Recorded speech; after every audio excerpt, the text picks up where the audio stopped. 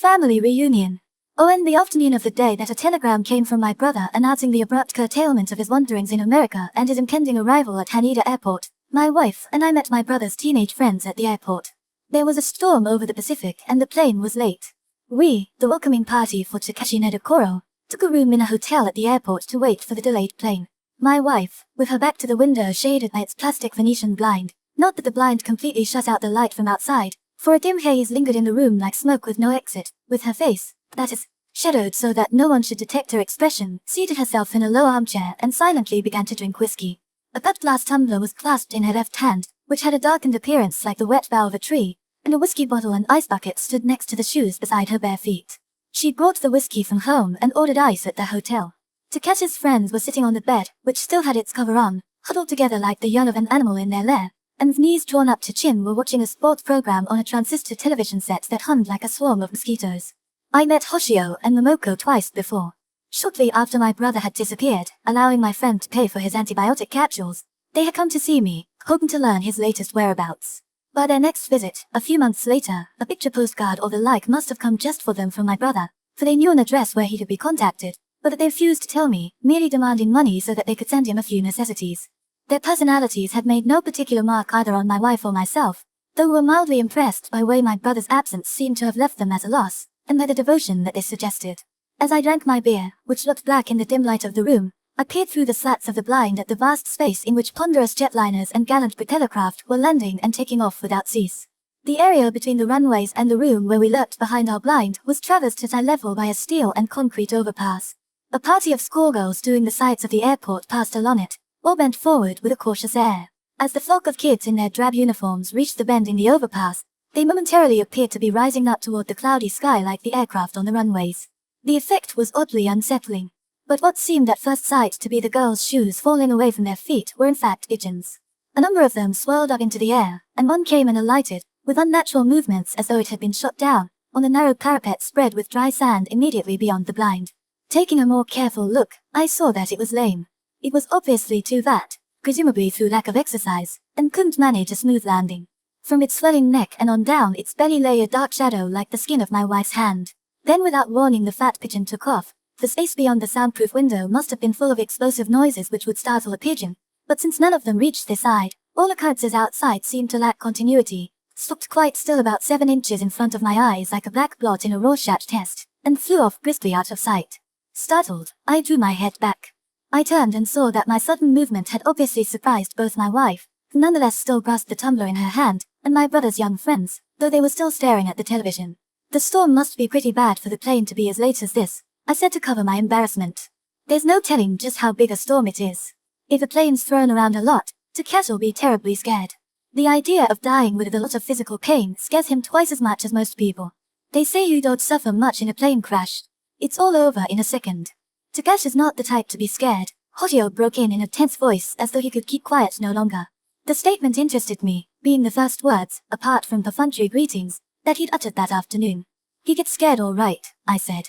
If anything, he's the type that's always been prey to some fear or other. Once, when he was still a kid, he got a tiny cut in the pad of his finger and about 1/100th of a milligram of blood oozed out. He spewed his guts up and passed out. The blood in question had welled from a wound made when I pricked the ball of my brother's right middle finger with the point of a knife. He'd boasted to me that he could slash his own palm open without turning a hair. So I gave him the fright he deserved. He often insisted to me that he felt fear neither of violence, nor of any form of pain, nor of death itself, and each time I contradicted him flatly. The result had been my little game. Takashi too had been keen to be tested and prove himself.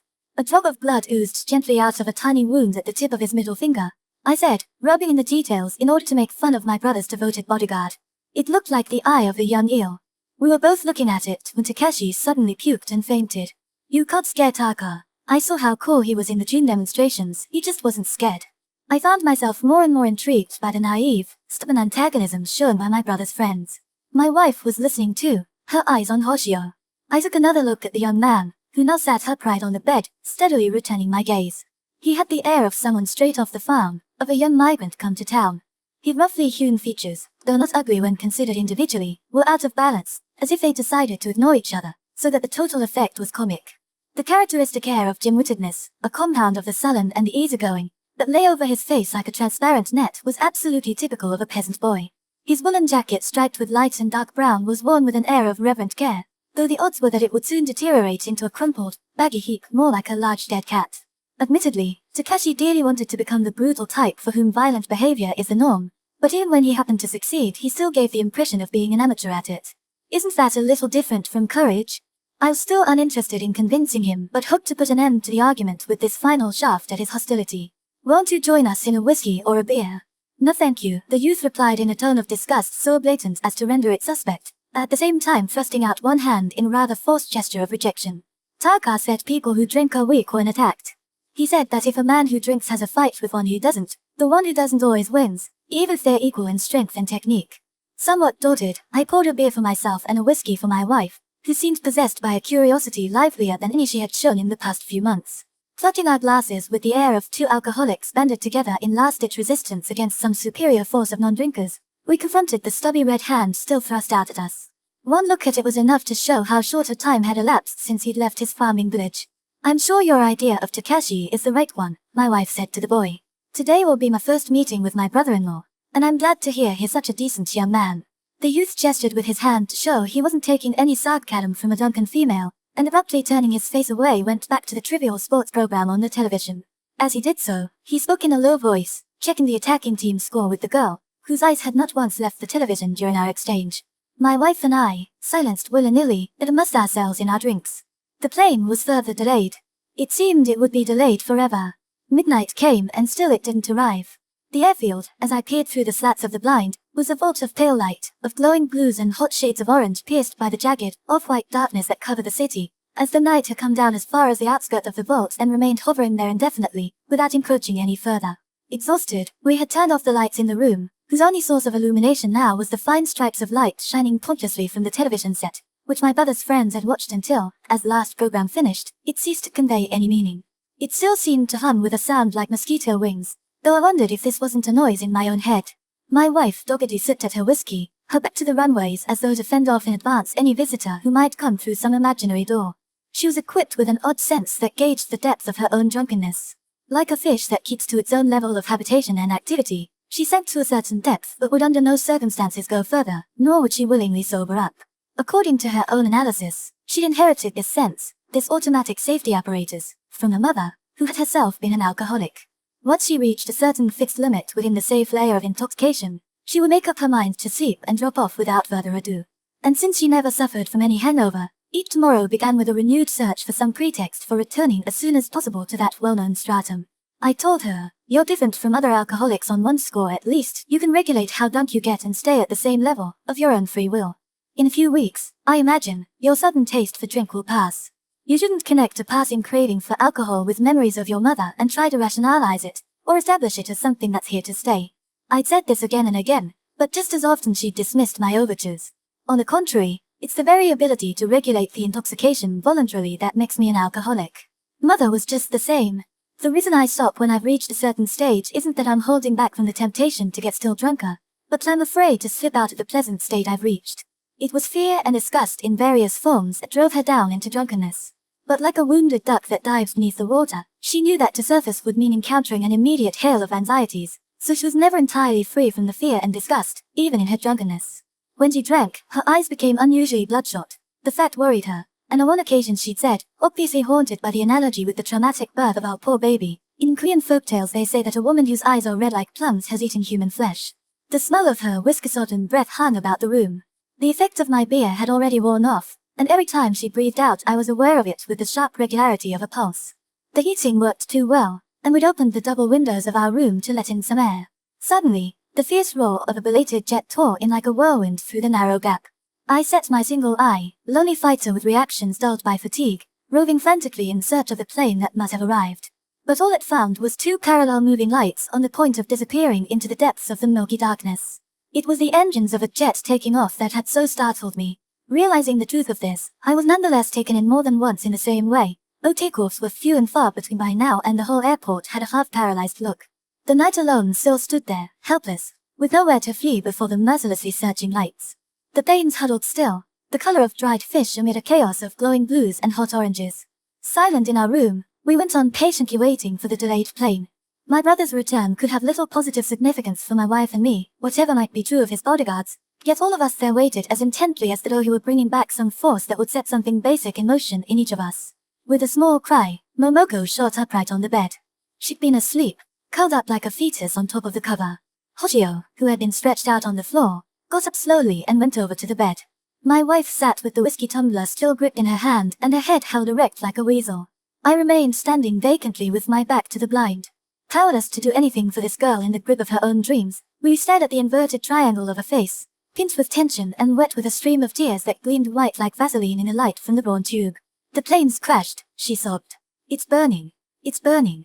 No planes crashed, stop crying, the youth said resentfully in a rough voice, apparently ashamed on her behalf. Summer, she breathed and, sinking back onto the bed again, curled up and moved on to another, different dream. The air in the room was indeed hot enough for summer. My palms were beginning to sweat. Why, I asked myself, should a couple of kids feel such an intense need for my brother as their guardian deity that they would wait all through the long night, overwrought even in their dreams? Was my brother the type to fulfill their expectations? With a sense of pity for his young friends, I spoke to Hoshio. Won't you have just a little whiskey? No thank you. Do you mean to say you've never touched liquor? Me? I used to drink. After I left my part-time high school, while I was working as a laborer, I'd work for 3 days and on the 4th I'd drink gin non-stop from morning to night. Sometimes I had a short sleep, but one way or the other I was always drunk awake or drunk asleep. I had some pretty weird dreams. He spoke in a voice unexpectedly hoarse with feeling. He came to stand by my side, tilting his back against the blind with a great rattle. Suddenly, on his face appeared the first smile I'd seen there. His eyes shone with a brilliance detectable even in the gloom, and I realized that he was proud of this story. Why did you stop drinking, then? I met Taka, and he said not to drink because you should tackle life sober. So I gave it up. I haven't had a single dream since. So Takashi had manifested the educative instinct. I'd never thought of him as that type before. Takashi could tell a teenager, with an air of great authority, not to drink because one should live life sober. That alone, it seemed, had been enough to make a young laborer give up his self-destructive way of life. The boy himself, moreover, could recall the episode with the most relaxed and confident of smiles. As to whether Taka's got courage or not, he began, dragging up our earlier argument now that he saw the wonder our dialogue on drink had inspired in me. All the while he'd been lying on the floor like a dog, he had obviously been racking his brains to find some way of restoring the honor of his guardian deity. In the Doom demonstrations, he did something completely different from the others, all by himself. You wouldn't know about that. Intent on challenging me with some new logic, he'd raised himself into a position where he could look me straight in the eye. I looked back with an obscure sense of doubt at eyes that were now no more than a pair of dark bullet holes. One day he joined in with a gang and helped beat up his own side, the very people he'd fought with up till then and again fought with from the next day. He laughed aloud. The laugh, with its ring of childishly furtive delight, was the stick that finally stirred up the muddy waters of my antipathy. That great exploit just shows that Taka's a capricious, soiled kid with no consistency in his actions, I said. It's nothing to do with courage. You've got it in for Taka because your friend got hurt when he was hit in front of the diet, and because you've just heard that Taka was using a stick on a side that did the hitting, the youth replied with open hostility. That's why you won't admit he's brave. It was the police that hit my friend. It couldn't have been Taka. There's no connection between the two things. Who knows, with the free-for-all in the dark like that, the youth insinuated slyly. I don't believe Taka could hit anyone's head hard enough to crack the skull, hard enough for the man to go crazy and kill himself. Don't forget I've known him since he was a kid. I know just how timid he is. Even as I spoke, I was gradually losing my enthusiasm for such a pointless argument. Fatigue and an unexplained resentment made me feel as though rotten tooth had overflowed. My mouth seemed filled with an unpleasant taste, the taste of futility. The memory of my dead friend awoke and rebuked me, asking whether this trivial argument with a kid was all I could do for the dead man who had meant so much to me. If anything, it suggested that there was nothing whatsoever that those left behind could do for the dead. For no definite reason, I'd been prey to a vague foreboding during the past few months. They were the months in which my friend had died, my wife had started her whiskey drinking, and we'd been forced to put our idiot child in an institution, though the foreboding might also relate to something that had been building up even before that. It had nourished in me a conviction that I would die in a way still more pointless, absurd, and ridiculous than my friend. I was convinced, too, that those who lived on afterward would fail to do the proper thing on my behalf. You don't understand Taka, you don't know him at all, he complained. You're not a bit like him. You're just a rat. What did you come to meet Taka for today? He spoke in a tearful voice that was touching in its unexpectedness. Then as I averted my gaze from his pitifully working face, he left me and went and lay beside his comrade on the bed. Not a further sound was heard from him. I retrieved from near my wife's feet the whiskey bottle and a paper cup that had come with a packed lunch for sightseers at the airport, and drank some of the raw, evil-smelling stuff. She bought only the cheapest whiskey. It burned my throat and I sputtered briefly. "Hey, Rat," my wife called to me. "Are you going to spend all night staring at the airfield? I've got something to say to you." She was dispassionate, comfortably submerged at her standard level of intoxication. Carefully clutching the whiskey bottle and cup, I went and sat by her knees. "What do you think we should say if Tarkar asks about the baby? We don't have to say anything, do we?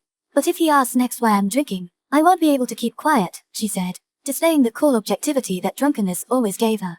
"Though of course if I answer either question it'll remove the necessity to answer the other, which makes things simpler." Not so simple.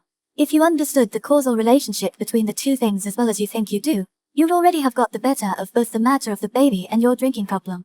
You would be sober and pregnant with a new baby. I wonder whether to casual lecture me too?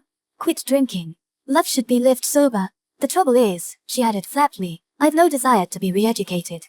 I poured some more whiskey into her glass. "Don't you think he may be expecting us to bring the baby here to meet him?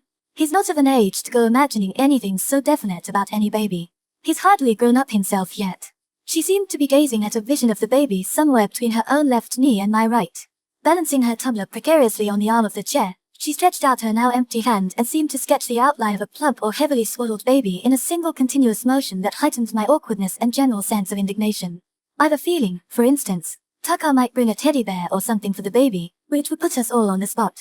"I don't imagine he's got the money to buy teddy bears," I said, realizing as I spoke that although I didn't want her to talk about the baby to my brother on the first occasion she met him, I was equally reluctant to have the task fall to me. "Is he the sensitive or the thick-skinned type?" "He's a mixture, very sensitive in some ways, very insensitive in others. Anyway, he's not a particularly desirable type for you to be introduced to in your present condition." On the bed the young man stirred, then curled up like a threatened woodlouse and hemmed feebly. Takashi's henchman had made a mild protest. "I don't want to be cross-questioned by anybody," she said defensively, abruptly excited and just as suddenly subdued, as though she'd spoken at the very moment when the ball of emotion, tossed into the air, had reached its point of rest. "Nor do you have to," I said comfortingly, in case she should start on the interminable descent of some inner spiral staircase of hysterical self-loathing or self-pity. "There's no reason for you to be especially afraid of Takashi. You're just tense because you're meeting a new member of the family. There's nothing else to fear, not that I think you are afraid." I poured another shot of whiskey into her tumbler. If she wasn't going to make up her own mind to sleep, she must be made to go one step beyond her usual level of drunkenness. Her mind, always suggestible, was threatened, was besieged by something, some evil spectre worse than any physical pain. She took a sip of whiskey, plainly fighting against nausea. Straining my one eye, tired and aching from its struggle against the darkness, I watched her face, helpless, solitary, turned in on itself. Eventually she rose above it. The rigid outlines softened on the face which she held tilted slightly upward with closed eyes, and a young girl's face appeared in its place. The hand clasping the tumbler wavered in the space above her knees. I took the glass from her, and the thin, sinewy, sallow hand fell to her lap like a dying swallow. She was already asleep. Draining the whiskey she had left, I yawned and, following the young man's example, stretched out on the floor and, "You're just a rat," prepared to board the rickety chariot of sleep. In my dreams, I was standing at a crossroads where a broad avenue with streetcars was intersected by a side street. Large numbers of people bumped into my sides and back incessantly as they passed me from behind.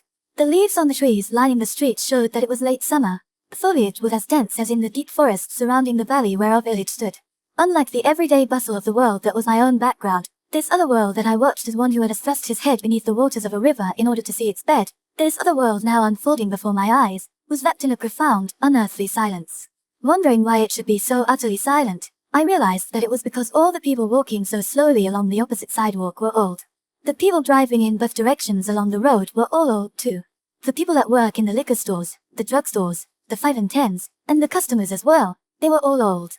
There was a barber's just to the right of the entrance to the side street, and the patrons, swathed to their necks in white cloth as I saw them in the wide mirror through the half-open windows, were all old men, and the barbers were old men too. And with the exception of the customers and employees in the barbershop, all the old men were dark-suited, wearing hats pulled down over their ears and what looked like rain boots that fitted closely around their ankles. These old men wrapped in tranquility, I felt, struggling to remember something that troubled me, had some deep significance. Then I realized that my friend who had hanged himself and the idiot baby consigned to an institution were both present among the old men who filled the street, both dressed also in black suits with hats crammed down over their ears and rain boots on their feet. They disappeared and reappeared amongst their fellows, and since they were almost identical with the other old men, It was impossible to distinguish all the time which was my friend and which the baby. But the ambiguity was in itself no obstacle to emotional experience. All the old men who filled the street were in some way relevant to me. I tried to burst into their world, but met some invisible resistance, and gave a cry of despair. I deserted you.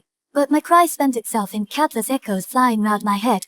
Where or not it even reached the old men's world I couldn't tell. They went on placidly walking, slowly driving their cars, carefully selecting books, sitting transfixed in the barbershop mirror, on and on forever. A pain gripped me as though someone were trampling on my guts. In what way had I deserted them? By never, I told myself, having hanged myself in their stead, with my head painted crimson. By never having been put in an institution and left to degenerate into something like the young of a wild beast. Why should this be so clear to me now, then? It was abundantly clear because I wasn't there with them in that late summer street. A placid old man in a black suit with my hat down over my ears and rain boots on my feet. I deserted you. I already realized it was a dream, but perception didn't alleviate the sense of oppression that those placid apparitions inspired in me. I experienced them in the most unequivocal way possible. A heavy hand was placed on my shoulder. My eyelids were held shut by some force, whether by shame or sensitivity to the light wasn't clear. I opened them in spite of it and saw my brother, dressed like a hunter in Levi's and a jacket with a collar of, possibly imitation, badger, peering down at me. His face was deeply tanned, as though it had rusted. "Hi," he said in an encouraging voice. Sitting up I saw the girl, all but naked, bending over to pick up a dark brown dress. She was about to put it on, in midwinter, with nothing underneath but a tiny pair of panties. My wife and Hoshio were watching her with the grave attention of guardians. Naked, she had the chilly, forlorn air of a plucked fowl, and I felt the sight as less erotic than cruelly desolate. "It's an Indian hide dress," Takashi said. "The only thing I brought back from America. I had to sell sister's pendant to get the money." "That's okay," I said, concealing my disappointment at losing the one remaining thing that had belonged to our dead sister. "Glad you say so," he said happily, as though a load really had been taken off his mind. He walked over to the window, kicking aside with evident pleasure the whiskey bottle, glass, and empty lunchbox left from the previous evening, and finished raising the blind, which was already halfway up. A faint white morning light filled the air beneath a uniformly cloudy sky, and the flames clinging to the ground like locusts were wrapped in a dismal haze.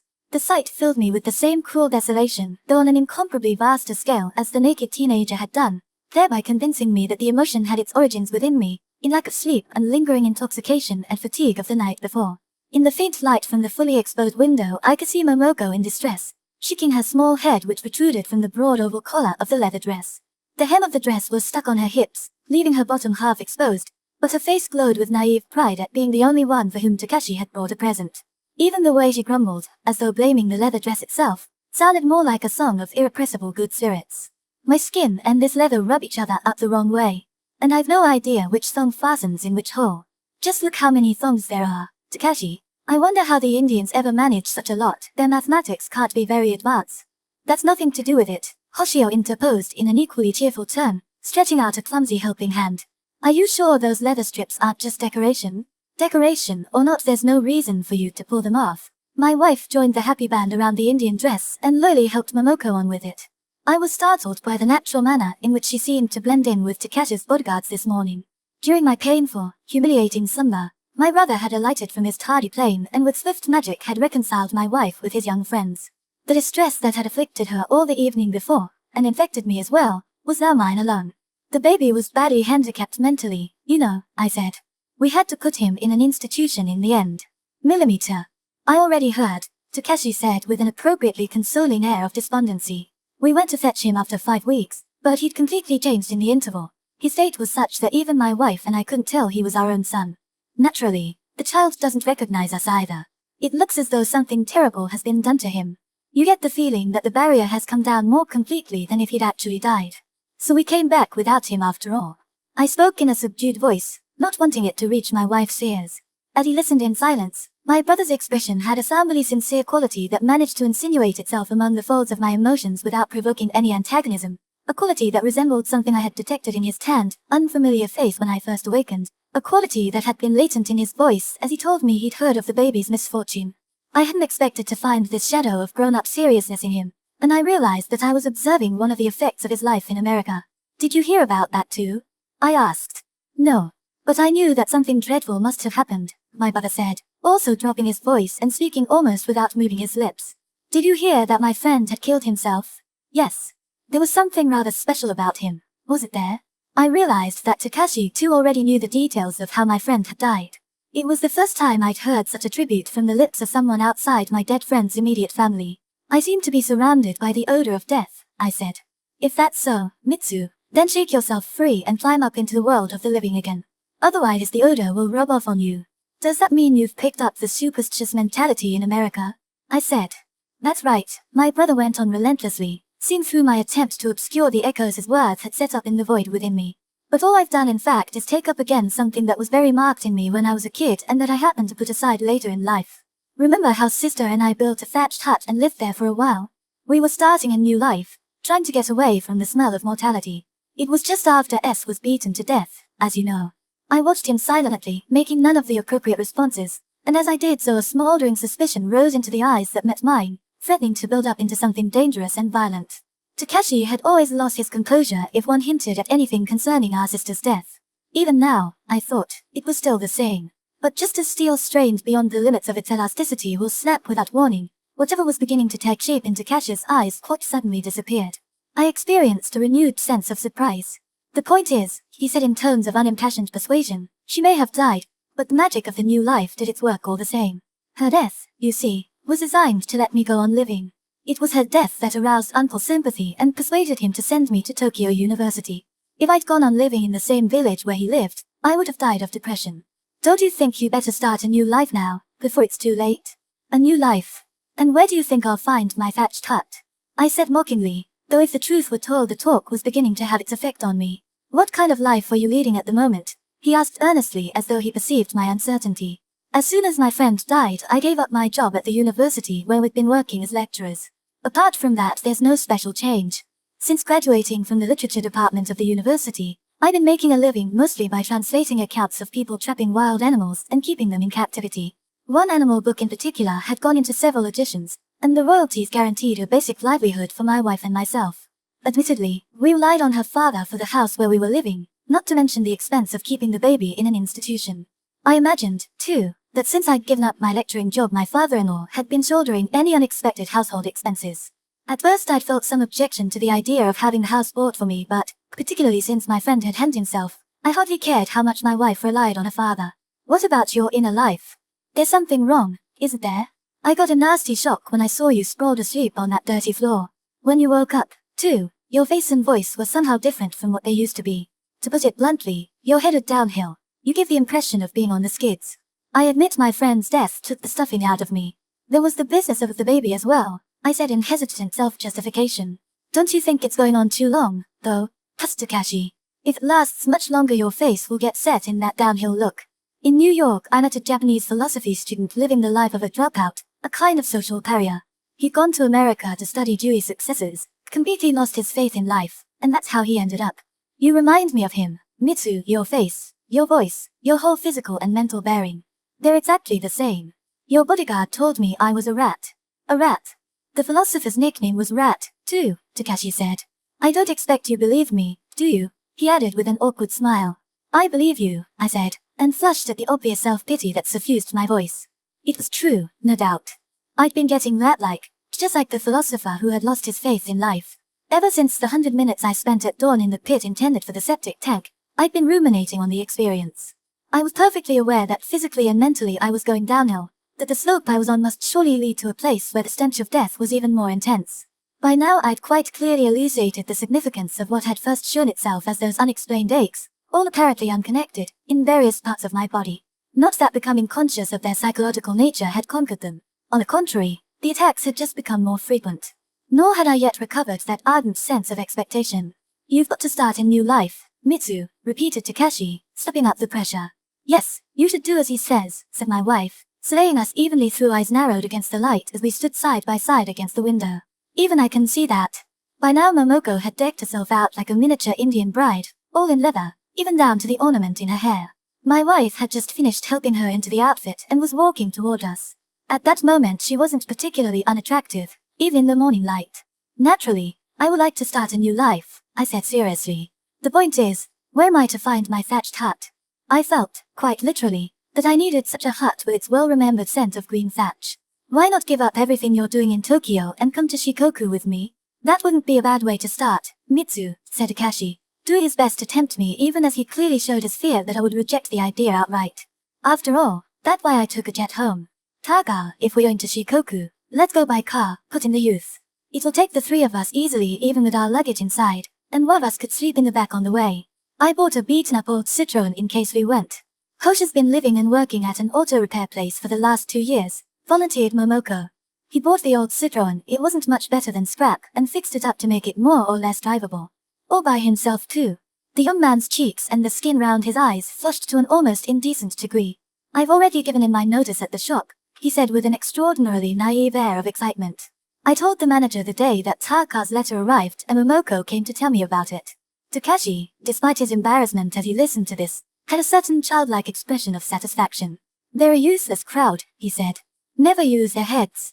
Give me some more practical details about this new life in Shikoku, I said. I don't suppose you intend to set to work in the fields as our ancestors did. Taka acted as interpreter for a group of Japanese tourists when they went round a supermarket in America, Momoko said. One of them was interested when he heard Taka's surname. They got to talking and it seems he owns a chain of supermarkets in Shikoku. He's terribly rich, by now he controls all your part of the country, and it turns out has set his heart on buying the storehouse at the place where you were born. He plans to have the whole building transported to Tokyo and make it into a restaurant serving country cooking. In short, my brother went on, a local nouveau riche has turned up to take that dilapidated old wood monstrosity off our hands. So if you agree to selling it, I think we ought to go and supervise the dismantling. Besides, I'd like a chance to ask around in the village about the true facts of the affair of great-grandfather and his younger brother. That's another reason why I came back from America. I was not to be convinced in a hurry of the practicability of his plan.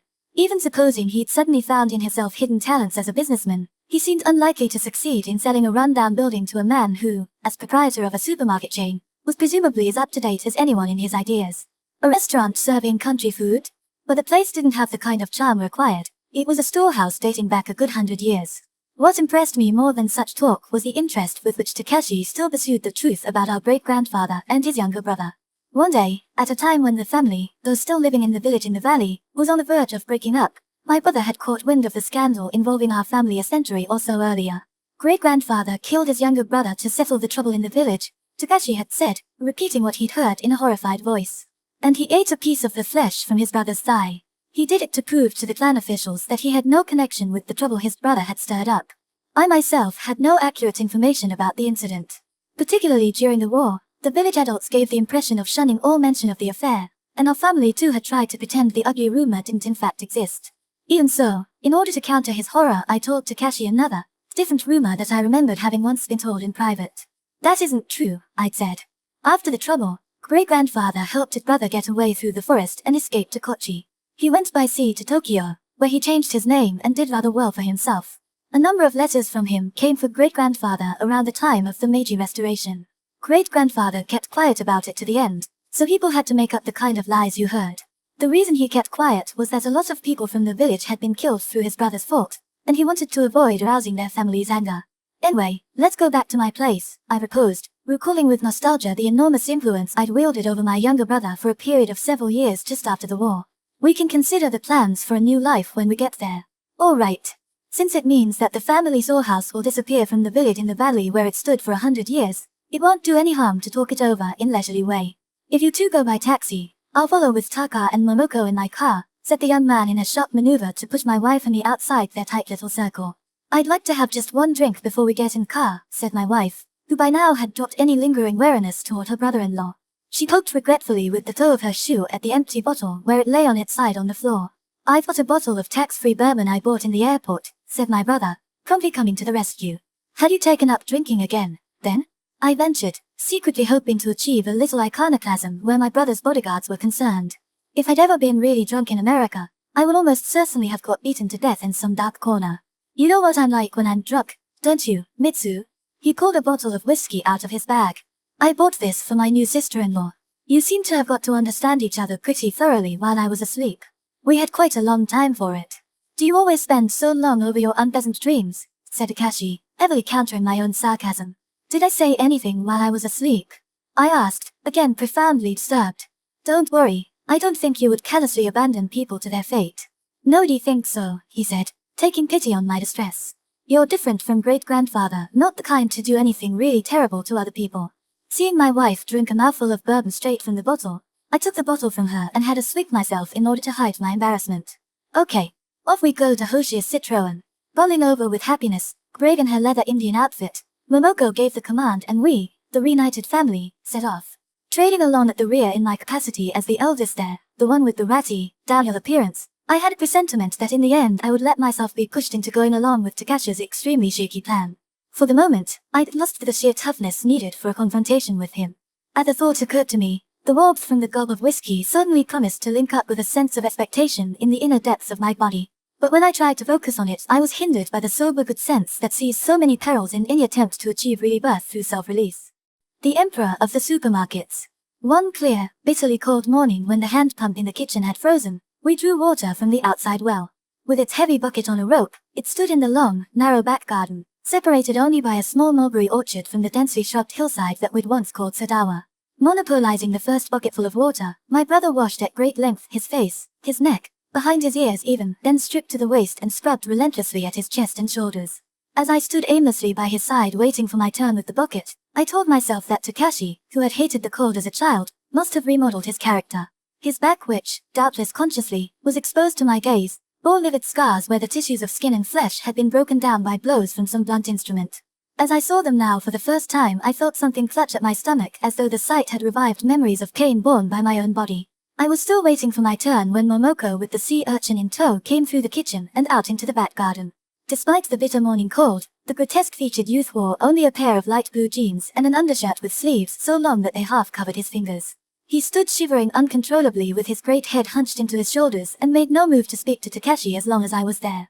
He was pale, not only from the cold but as though exhausted from the very depths of his being. In the end I gave up all idea of washing and went back to the fireplace. Not that failure to wash my face bothered me particularly by now. My teeth, for one thing, hadn't been brushed for several months and were as yellow as an animal's. In my case, though, I hadn't consciously remodeled my nature. My dead friend and the baby who had gone into the institution had bequeathed a new nature to me. Mitsu, do you think that young man doesn't feel the cold? My wife asked in a low voice so that Takashi and the others shouldn't hear. He feels it all right. He's shivering terribly. But he wants to impress on everyone that he's an unusual, stoic type, so he refuses to wear an overcoat or jacket even in midwinter. That in itself mightn't be enough to win people's respect even here in the valley, but his whole appearance and the show he puts on of ignoring other people also help to set him apart. If that's enough to make someone the leader in a young people's group, then it's all rather primitive, isn't it? Yes, but in practice the kind of person who puts on such a naive show isn't necessarily simple in his psychological makeup, I said. That's what makes politics among the village kids so complex. Before long Takashi came back into the kitchen with the young man, walking by his side with an exaggerated air of friendliness. He then shook hands with a vigor that even a bystander could tell was meant to be encouraging, and watched as the other, who remained silent, took his leave. As the youth stepped across the threshold his broad face, seen in the sunlight, was graven with a harsh melancholy that took me aback. Is something wrong, Taka? My wife asked in a timid voice, just as startled as I was. He didn't reply directly, but came and stood by the fireplace with a towel round his neck like a boxer in training, the expression of his face torn between two fierce, conflicting emotions. It was as though he was struggling simultaneously with an extraordinary sense of the comic and shock at encountering something unspeakably depressing. Then, looking searchingly at my wife and me with eyes full of proud passion, he said in a loud voice, "Either hunger or cold has killed off all the chickens, several thousand of them." He gave a short laugh. I said nothing, overwhelmed with the same sense of absurdity and horror at the idea of those thousands of unfortunate chickens all lying dead. Then, as my imagination extended to the spectacle of the sea urchin and his friends shivering ceaselessly even as they pretended indifference to the cold, the full horror of their plight aroused a sense of revulsion and distress in me. So they came to ask me to go and see the emperor and discuss what to do with the dead chickens. I can't leave them to their fate. I'm going into town. The emperor? Oh, you mean the owner of the supermarket chain. I don't imagine even he can turn dead chickens to profit. Unless they make a hell of a lot of soup cubes. Most of the funds for keeping the chickens were provided by the emperor. The young people's group wanted to be independent of the supermarket, but obviously the need to buy feed and ship the eggs made it difficult to keep out the emperor's influence. Now that all the chickens have been wiped out, the loss to the young men's group is a loss for the emperor as well.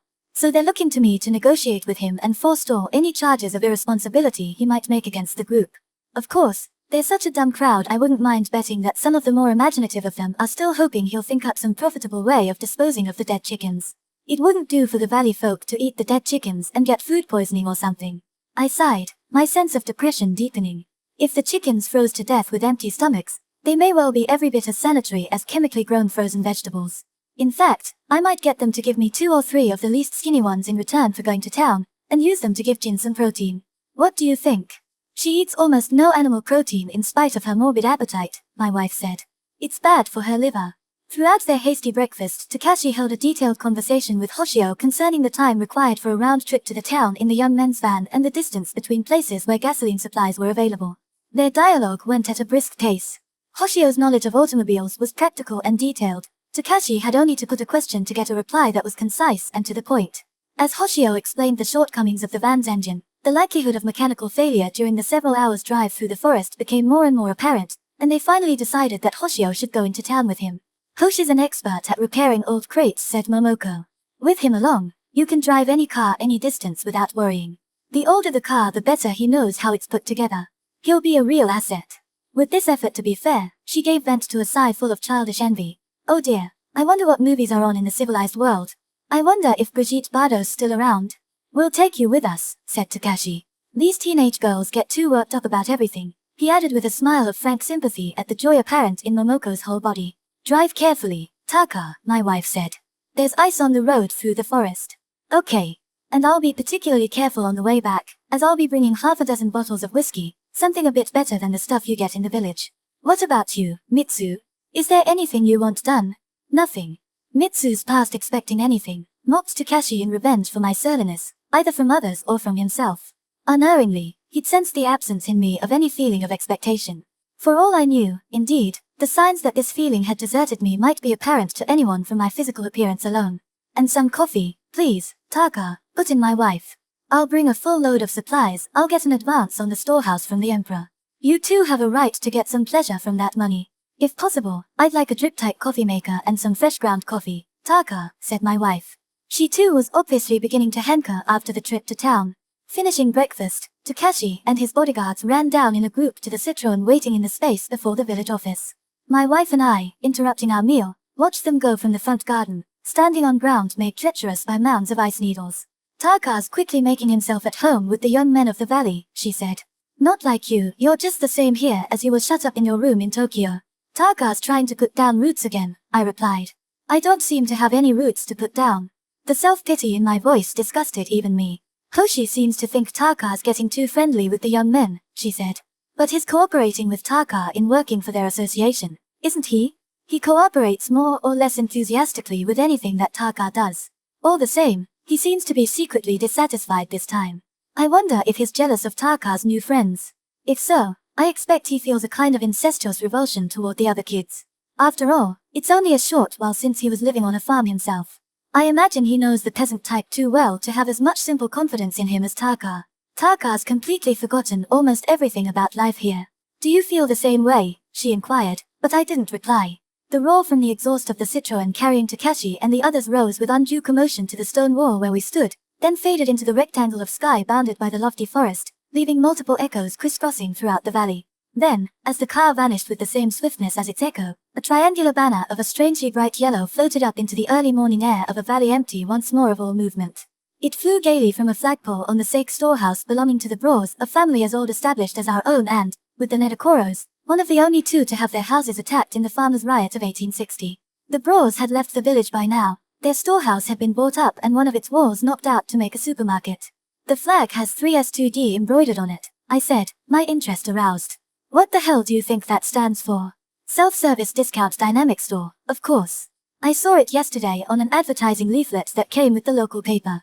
I suppose the owner of the supermarket chain got hold of the idea during his tour of America. Anyway, even if it is Japanese English, I admire it. I think it's a very fine, powerful phrase, she said in a tone of voice that made me suspicious. I wonder how impressed you really are, I said, carefully examining my imperfect memory of how the valley usually looked in order to determine whether the flag had been flying every day so far. I don't think I've ever seen the banner before. I expect they've put it up because there's a sale today.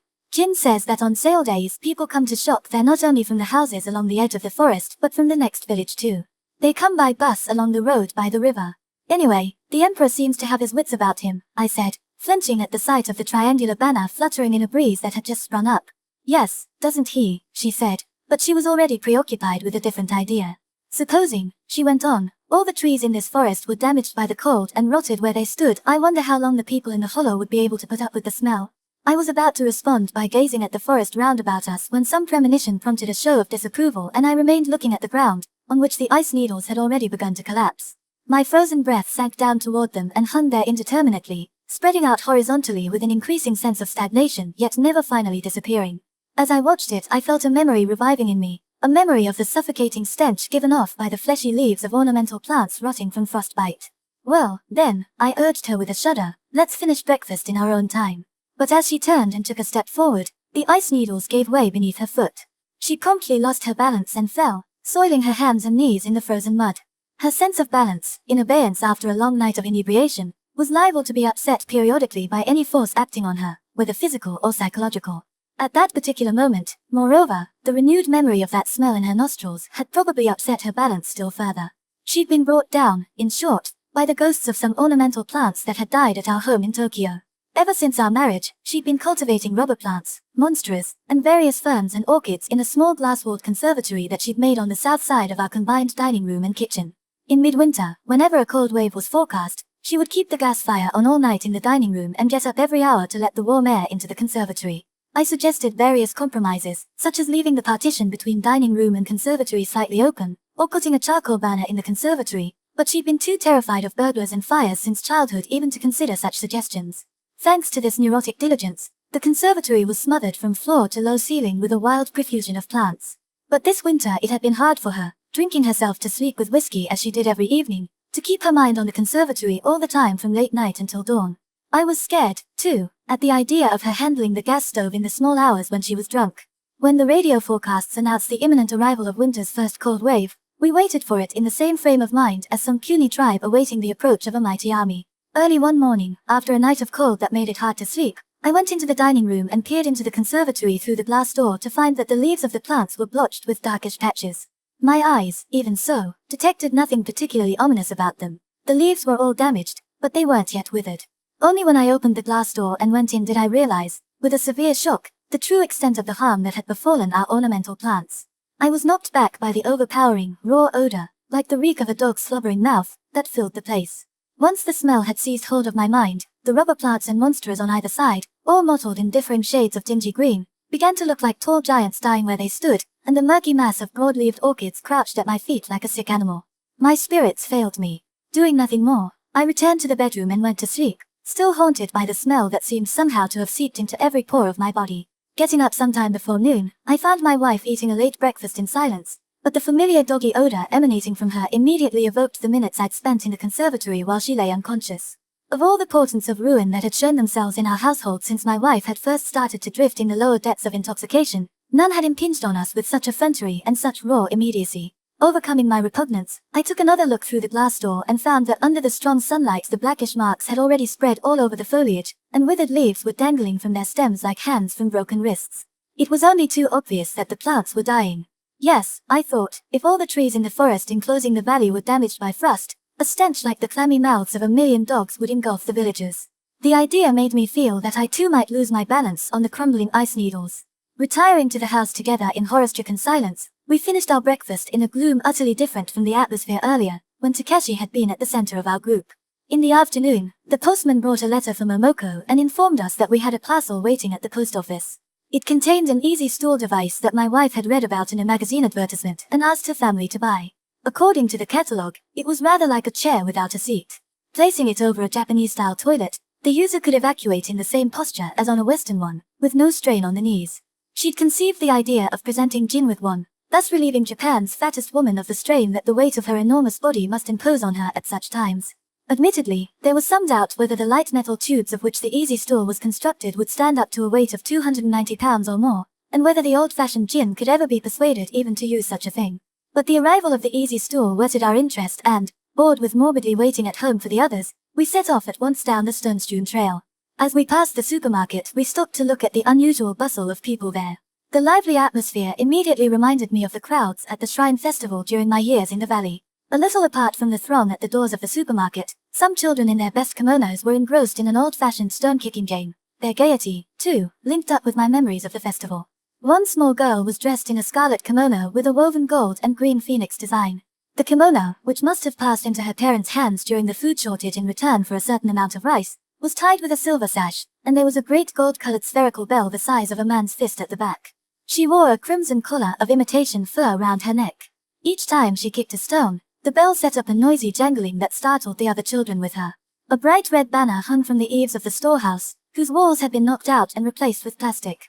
The banner bore in green letters the legend, 3S2D, the store with everything.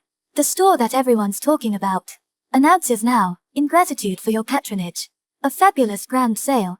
Don't miss this last special sale of the year. Store heated throughout.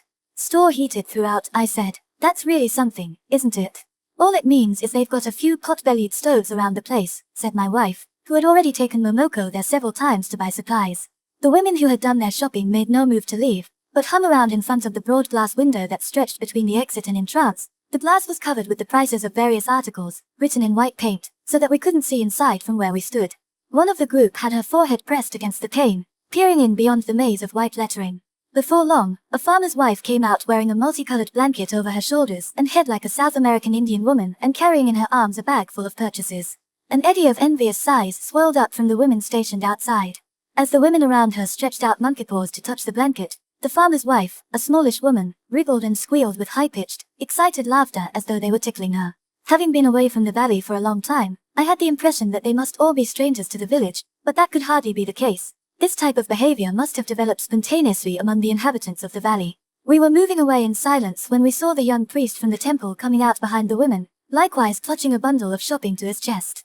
The flush on his good-natured, smiling face deepened steadily as he noticed us and came walking over. Beneath the close-cropped, prematurely grey hair carefully rinsed to a silvery sheen, the rosy blush on his cheeks and around his eyes gave his whole face the air of a newborn rabbit. I came to buy rice cakes for the new year, he explained, looking greatly embarrassed. Rice cakes?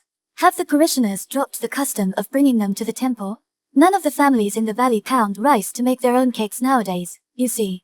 People either get them at the supermarket in exchange for the special rice used in them, or they buy them for cash. It's typical of the way the basic units of life in the valley are gradually breaking down, a bit at a time. It's like the way the cells of a blade of grass break up.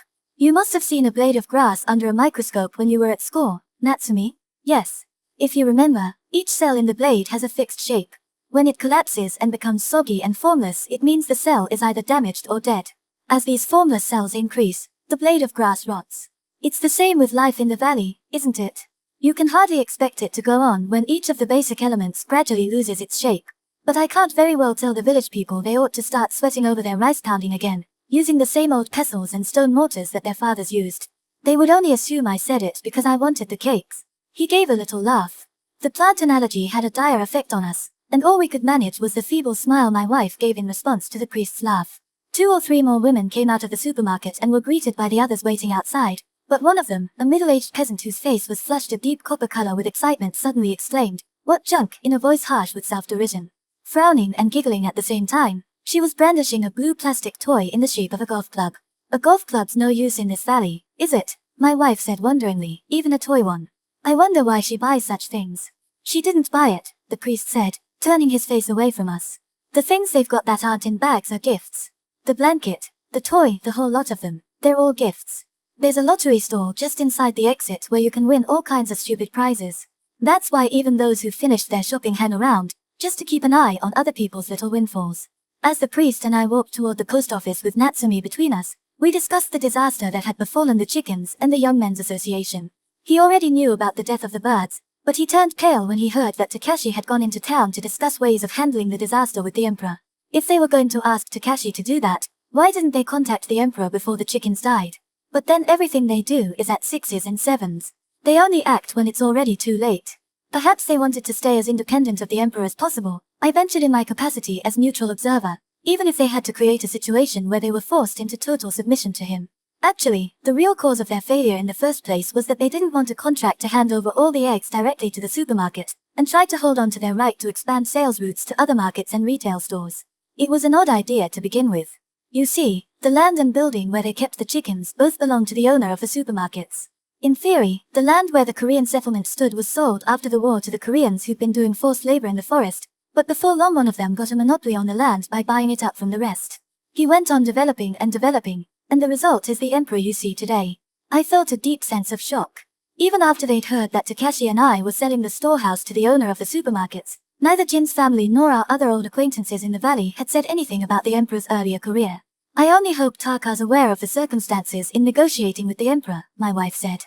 I'm worried whether the young men's group has really told Takashi the whole story. She was quite obviously suspicious of the sea urchin for having conferred with Takashi in a low voice, resolutely ignoring us.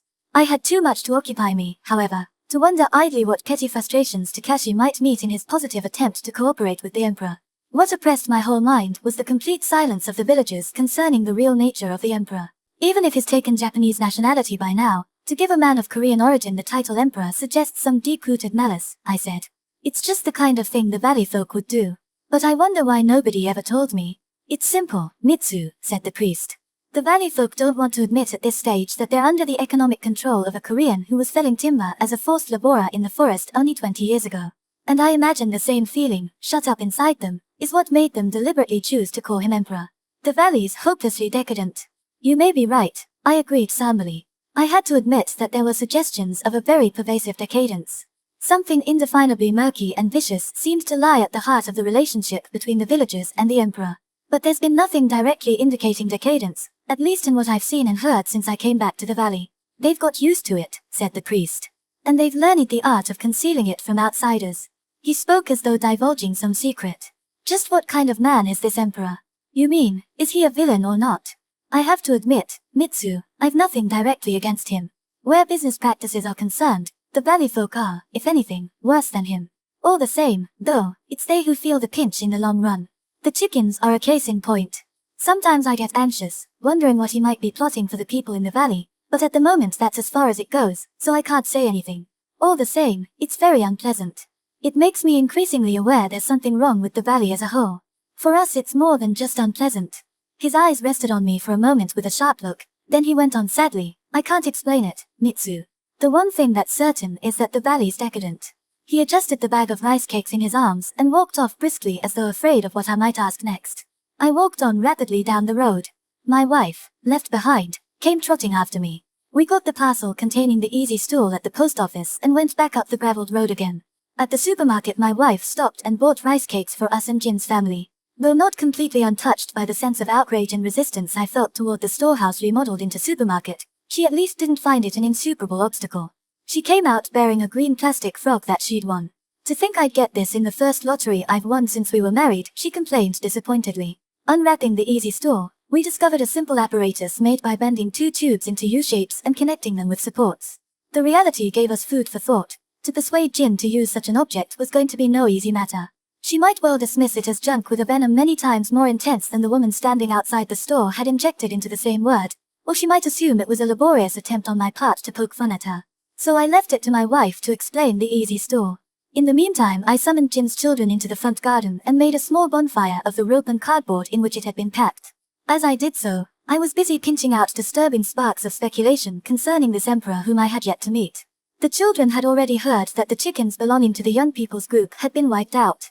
According to Jin's sons, the young men were patrolling the chicken houses in case the valley folk came to steal the dead birds.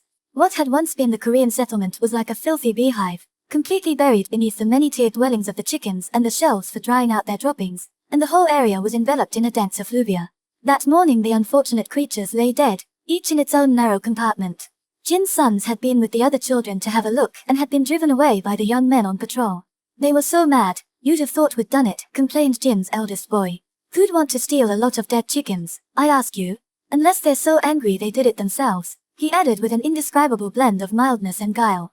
And Jin's skinny sons laughed in shrill unison. It was clear that their mocking laughter concealed the same cold indifference toward the young men's group and its failure to raise chickens as shown by all the adults in the valley. For the first time I felt pity for the group, caught between the Emperor, who by now I'd come to think of as some cunning monster, and the equally cunning grown-ups in the valley. It had been the same with the group of young veterans whose violent activities had culminated in SS death. The attitude taken toward them by the adults who had used them for their own purposes was founded in a deep-seated wariness and contempt. Not until I'd escaped to the outside world where I could look back on daily life in the village with objectivity, not until I myself had passed the age at which S had died, did I appreciate the truth of this. One difference, of course, was that in the past the children had gone against the adults and idolized the young men, whereas the kids today were as indifferent to the young men's group as to the grown-ups themselves. The bonfire burned itself out, leaving a warm black sore in the frozen soil. The children, pointlessly, stamped it down. "You can go indoors now," said my wife, coming back from the outbuilding. "There are some rice cakes for you." But they ignored her well-meant information and went on stamping at the remains of the bonfire. They were too self-conscious, had too much pride concerning anything to do with food. I wondered if they might be thin because their mother, whose hatred of her own enormous appetite made her feel that all food bore the thorns of suffering, had implanted a dislike of it in them too. Jin was very pleased, my wife said. She didn't get angry. When she first saw it she said you were trifling with her, but I finally got her to understand that I was the one who'd ordered it. She actually used the word trifle. Yes, she would. It used to be an everyday word here in the valley, at least until the time when I was a kid. Whenever I made a joke, Mother would tell me off, said I was trifling with my parents. How about it? Though, do you think this controversial gadget will be any use to Jin? I think so. She'll have to be careful not to fall over sideways and hurt herself, but the first tryout at least was successful. She refrained from further details on account of the children, who were obstinately hanging about with ears pricked, and said without warning, "Jin asked me," so I told her about the baby. Ah, well. Anybody who'd taken along an appliance like that would naturally want to make some such confession of his own, if only to make the other person feel less embarrassed. You won't be so good-natured when you hear what Jin had to say about it. Not, of course, that I believe what she says. She seemed to be fighting against some barrier as she spoke. Jin said she wondered if the baby's deformity was due to heredity on your side. A wave of burning anger swept through me. For a moment it was enough to purge my mind of the ominous shadow cast by the Emperor. I struggled to set my defenses in order, flushing with ill-focused apprehension, as though under attack by an unidentifiable enemy. The grounds for her suspicion are really terribly trivial, she went on hastily, turning red in response to the flush that had spread over my whole face. It's just that once, when you were still too young to go to primary school, you had a bad fit of convulsions. I had a fit and fainted while I was watching the school play, I said with a sense of relief that was deep in proportion to the first shock, though I could still feel the lingering heat of anger in every corner of my body. Jin's sons shrieked with laughter. Perhaps their childish clamor with its determination to insult both my wife and me served to settle our psychological account, for when I scowled at them they retreated hastily, still laughing and quite undismayed, in search of their corpulent mother and the rice cakes. We ourselves went back to the fireplace. I felt I must tell her the precise nature of the evil spirit that had visited me without warning as a small child when I was watching the school play, that I must destroy the seeds of suspicion that otherwise would surely grow inside her tonight when she got drunk. The play in question, which was frequently talked about as the last to be given at the primary school until school theatricals were started again after the war, must have been the one held in the autumn of the year the war began. My father was in northeast China doing work of an unspecified nature that remained a mystery not only to us children but to grandmother, who was still alive then, and to mother as well. For the sake of that work, he would sell enough fields to provide the money to cross the straits and spend more than half every year in China. Our eldest brother was at Tokyo University and at a middle school in the nearby town, so the family in the house in the valley consisted of grandmother and mother, Jin, and the children, myself, my younger brother, and our newly born sister. So it was Jin and we three children who set out that day, bearing the invitation to the school play that had been addressed to father. Takashi and I sat on either side of Jin, who had the baby on her back, our legs dangling from wooden chairs in the middle of the very front row in the largest classroom of the primary school. I could recall the scene as clearly as though I had a third eye up in the classroom ceiling that gave me a bird's eye view. About a yard in front of us a stage had been made by placing two platforms together, and it was on this that the older pupils performed their play. It began with a number of them, wearing cotton towels round their heads. Judging from the number of children in the advanced course, there couldn't have been more than 14 or 15 of them on stage, but to my childish eyes they were a small crowd, going through the motions of cultivating the fields. In short, they were farmers in olden times. Soon they laid aside their spades and began practicing fighting, using axes and sickles as weapons. Their leader appeared, a youth of extraordinary beauty even to my immature eyes, and under his leadership the armed peasants trained for the battle in which they were to take the head of the most powerful man in the clan. A black bundle represented the head, and the farmers were divided into two groups who practiced seizing the dummy from each other. In the second act, a man appeared in splendid costume and warned the farmers against taking the notable's head, but they were already too inflamed to listen to him, so he told them that he would take the head himself. A figure in a mask went past the dark place where the farmers lay in ambush, and without warning the character in the splendid costume fell upon him with his sword. The role of the man in the mask was played by a pupil wearing a black cloth over his head, with a black ball fastened to the top, making him a figure of terror considerably taller than the other actors. The real head of the man attacked with the sword tumbled to the stage with a loud thud, whereupon his assailant cried out to the farmers in hiding, "Lo, my brother's head." The farmers removed the mask, recognized the head of their young leader, and wept bitterly for shame. Jin had already told me the plot and I'd seen the play many times in rehearsal, so I was completely familiar with the mechanics of the scene, but even so, either at the moment the real head made of a bamboo basket filled with stones fell to the stage, or when the cry of "Lo!" my brother's head so startled me, or again, to relate things exactly as I remember them at the critical moment when the two things converged, I was seized with fear, collapsed screaming on the floor, went into convulsions and lost consciousness. When I came to, I'd already been carried home and grandmother was at my bedside saying to my mother, "Heredity is a dreadful thing, even in a great-grandchild." I was so afraid that I kept my eyes shut and my body rigid, pretending still to be unconscious. Do you remember that when my first translation appeared I got a letter from a retired teacher at the primary school? I said to my wife. He was assistant principal at the time of the school play. His subject was mathematics, but he was also studying local history, and it was he who wrote the play. But the war began that winter. The following year the system changed to national schools. There was a fuss about the play, he said in his letter, and he was demoted to the rank and file of teachers. I wrote back asking him if great-grandfather had really killed his younger brother, and got a reply saying he now subscribed to the view that in actual fact my great-grandfather had allowed his younger brother, ringleader in the rising, to escape to Kochi. I also asked about the exact circumstances of my father's death, but in his answer he said that my mother, who must have known something about it, was not only unwilling to understand its significance but tried her very best to forget it, so that by now there wasn't a soul who knew anything definite about it. I wonder if Taka isn't planning to meet that teacher, my wife said. It's true that Taka's interested in ferreting out various secrets and facts about the people who died in our family, but I doubt whether the historian will be able to satisfy Taka's taste for the heroic, I said, and broke off the conversation. At the outbreak of the war, father had let us know that he was abandoning his work in China and coming home, but had then disappeared without trace until 3 months later, when his body was handed over to my mother by the Shimonoseki police. The circumstances of his death were suspicious and rumors abounded. He'd been struck down by a heart attack on board the ferry, had thrown himself overboard just as they were entering harbor, or had died under investigation by the police. But my mother, returning to the village after going to fetch the body, refused to say anything about his death. After the war, Brother S had been so irritated by the blank refusal he met every time he tried to worm details of father's death out of her that it had provided the immediate motive, at least, for his plan to take her to the mental hospital and have her examined. Around dusk a sudden breeze sprang up at the entrance to the valley, ruffling the spindle-shaped hollow as it came and bringing to the houses in the valley a strange stench, like mounds of burning animal matter, that induced an immediate physical distress and nausea. My wife and I went out into the front garden with handkerchiefs pressed over our noses and mouths and gazed down toward the valley and beyond, but all we could see was a little white smoke rising in the air. Even that wasn't particularly distinct, and soon lost itself in the swirling billows of new mist, leaving nothing in the reddish-black depths of the twilight sky but shreds of smoke that tried to rise above the heavy layer of mist only to break and disperse. Where the black forest gave them a background, they stood out white and shining like gobs of saliva.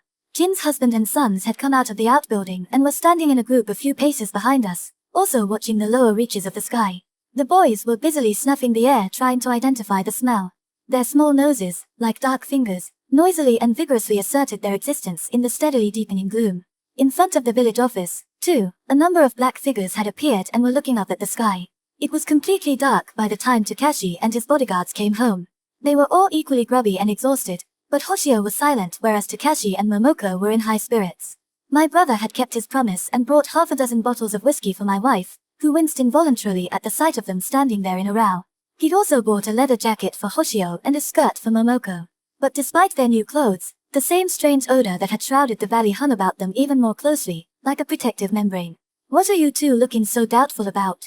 Takashi asked, deliberately misinterpreting our reaction to the smell they gave off. "Anyone think we'd been killed in an accident deep in the forest and come back to haunt you?" Admittedly, we came at top speed along an icy trail and in mist, driving a ramshackle old truck with a lousy clutch, but Hoshi handled it like a genius. He took that dark forest road with as little trouble as a dog clattering along an icy road on its claws. A mechanical age obviously produces a special breed of men whose sixth sense is oriented to machines. He was clearly attempting to cheer Hoshio up, but the teenage technician refused to show any favorable response. Either his nerves were frayed by the mad dash along that dangerous trail, or some other trying experience had sapped his immature energies. "Taka," I said outright, "you may not be a ghost, but you stink." "Who wouldn't, after burning several thousand chickens?" He gave a short laugh. "We stripped all the boards off the chicken houses and burned everything, stiff chickens, soft shit and all. God, the stink. I'm sure it soaked right into our blood." "Didn't you get any complaints from people?" "You bet we did. But we just let them talk. In the end a cop came after all. It was quite a bonfire. But when he saw 4 or 5 of the group blocking the end of the bridge, he kept quiet and went home again. So the young men have discovered they've nerve enough to stand up to the police. They're quite bucked about it. Several thousand chickens may have died and gone up in smoke, But thanks to them the group's that little bit wiser. So it wasn't all a waste. There was no need to scare the cop away. Hoshio broke in as though he couldn't keep quiet any longer. What's the point, anyway? They got the better of him because he was alone, but if reinforcements had come they wouldn't have stood a chance. I was reminded of his persistence in challenging me late that night when we were waiting for Takashi at the airport. Hoshio was obviously the sort of young man who insisted on his pet ideas not only in defense of his patron deity but even when they worked against him. But Hoshi, once it starts snowing and communications with the town and the village on the coast are cut, there'll only be a single cop to deal with anyway. When you were a kid, I bet they threatened they'd tell the policeman if you weren't good. I'm not saying you shouldn't fight the cops, Hoshio countered stubbornly. That June, I backed you up whatever you did, didn't I? But why get into trouble with the police just for a bunch of chicken farmers? That's what gets me. Suddenly Momoko, who till then had been reading letters from her family, looked up and intervened in a mocking, sing-song voice as if they'd been mere kids. Hoshi talks like that, you see, because he wants to monopolize you, Takashi. There's no point in arguing. Hoshi will only go on bitching like a girl. Let's have supper and go to bed. Natsumi's cooked up something good. The young man turned tail and scowled at Momoko, but excitement had left him speechless, so the argument ended there. How about the negotiations with the Emperor? I asked, though I was sure already, from Takashi's reluctance to launch into his report on the main proceedings, that the answer would be unfavorable. No go. It looks as though the young men will have all their work cut out to avoid getting still further into his clutches. The only practical proposal he made was that we should burn the chickens, all of them. I imagine he was afraid the valley folk would eat the dead chickens and sales of foodstuffs would go down at his supermarket. When I got back and said we were going to burn the chickens, some of the villagers gave me dirty looks, so it seems his fears were justified. If you ask me, though, the sheer futility of pouring gasoline on several thousand chickens and cremating them has done something, at least, to turn the self-indulgent greed in their soggy, half-baked brains into a sharper, tougher hatred. I wonder what kind of happy ending they had in mind when they sent you to town? I asked, heavy-hearted. They didn't have anything in mind. They've no imagination at all. They probably expected me to use my imagination on their behalf. But my aim in going to town wasn't to serve up my imagination on a plate. I wanted to open their bleary eyes to the truth and make them realize the desperate hunger in their bellies. He laughed. Did you know the Emperor originally came from the Korean settlement? He told me so himself today. He said he was in the settlement the day S was killed. So I've got a personal reason for joining the young men in opposing him. But Taka, I get the impression that if, for example, you wanted to find justifications for ganging up with your group against that poor village policeman, you could find any number, both public and private, I said, drawing the conversation back to his argument with Hoshio in an attempt to prevent his remarks from setting up new waves of anxiety in me concerning the supermarket tycoon. To me, Hoshi's approach seems fairer than yours. Fair? Do you still talk of justice? He asked with an expression so despondent that even I felt chilled as I watched. And he suddenly fell silent, whereupon Momoko, who for some time past had been murmuring let's eat in an effort to get us to the table, finally seized the chance to address him directly. All of them back home have read the book on gorillas that Mitsu translated, she declared. They say they feel a lot happier now they know I'm under the same roof as such a distinguished scholar. Mitsu's a real member of the establishment, isn't he? The show of being impressed was obviously phony. Mitsu may have withdrawn from social life, commented my wife, who had already downed her first glass of whiskey, but is still a member of the establishment all right. That should be obvious to someone like you, Taka, or just the opposite type. Right, said Takashi, averting his eyes from me. Perfectly obvious. Great-grandfather and grandfather, and their wives too, were the same type as Mitsu. Almost all the other people in our family died prematurely, but they lived on comfortably and peacefully into old age. You know, Natsumi, Mitsu will be 90 before he so much as gets cancer. And then it'll only be a mild case. If you ask me, you're a lot too eager to find types in our family line, I countered, reluctant to give up. But no one apart from Hoshio paid any attention. Unless you find you yourself are that type, all your efforts will have been directed at an imaginary world, and no real help at all. After supper, Takashi gave my wife half of the advance he'd got from the Emperor, but she was already drunk and showed no interest. I was about to pocket it myself when he said, Mitsu, how about contributing 50,000 yen to the football team I'm forming to train the Young Men's Association? I bought 10 balls in town, they're in the Citroen. But expenses are piling up. Are footballs so expensive? I asked meanly. Takashi had been on his university football team. I bought the balls with my own money. But some of the prospective team members go to the next town every day to work as laborers, you see. If I don't give them a daily allowance for a while, they won't so much as look at a football. A strange sport. As I slept I could hear, in the blackness enveloping my dark form, the sound of bamboo splitting in the cold. The sound turned into a sharp steel claw and left a scratch on my hot sleeping head. My dream shifted scenes. A series of images dealing with the peasant rising in the valley flowed uninterrupted into memories of the day near the end of the war when one adult from every household in the valley had been mobilized to go and cut bamboo in the great bamboo grove. Then the series ran back on itself in a new sequence that led once more to that fateful year of 1860. I sank again into the depths of sleep, indulging a craven, uneasy temptation to let the familiar bad dreams drag on indefinitely rather than waken and face the emperor, with his sturdy Korean body and inscrutable expression, and all the other new worries that had risen to trouble me. In my new dream, poised in time between 1860 and the last days of the war, the farmers, dressed in the standard khaki civilian dress with steel helmets on their backs, but with their hair done up in old-fashioned topknots, were busy cutting huge quantities of bamboo spears. In their persons, the men who brandished these spears as they carried all before them in the Battle of 1860 were coeval with those who in 1945 were to have made last-ditch assaults on the armor-plated flanks of planes and landing craft. My mother was there with them, damaging the roots of the bamboo as she swung her axe about. She was so scared of any kind of sharp instrument that just to take hold of an axe was enough to make her feel faint, so she hacked blindly at the bamboo, the sweat beading her ashen face, her eyes tight shut. The bamboo grew so close that an accident was inevitable. Quite suddenly Mother gave a great flourish of the axe and promptly dashed the handle and the back of her hand against the bamboo behind her. The axe glanced off and struck the crown of her head with a loud crack. Unhurriedly, she lowered the axe into the undergrowth, and in equally leisurely fashion put her hand to her head, then held it up before her eyes, gazing at the red stain, a bright red, like the colored cakes served at Buddhist memorial services, in the hollow of her palm. I stood rooted to the ground by a disgust and horror that reached down to the depths of my being. But Mother on the contrary seemed to recover her vitality and said triumphantly to me, "I've hurt myself. Now I'll be excused training." Abandoning axe and damaged bamboo, she moved off down the slope, seeming almost to glide on her knees over the undergrowth. As my mother and I lay low in the storehouse, a squad of villagers shouldering bamboo spears came climbing up the graveled road. Their commander was Takeshi, of indeterminate age. Since he was the only person in the valley who had actually seen America and the Americans, they doubtless saw him as the most reliable man to lead them with their spears against the American forces soon due to land on the coast and attack the town. But the squad's first objective was the storehouse in which Mother and I were concealed. They can raise the main house to the ground, but the storehouse won't burn. It didn't burn in 1860, either, said my mother, whose hair was thinning unpleasantly at the forehead above her broad face. Your great-grandfather, you know, drove the rioters away by firing his gun through the loophole in the storehouse.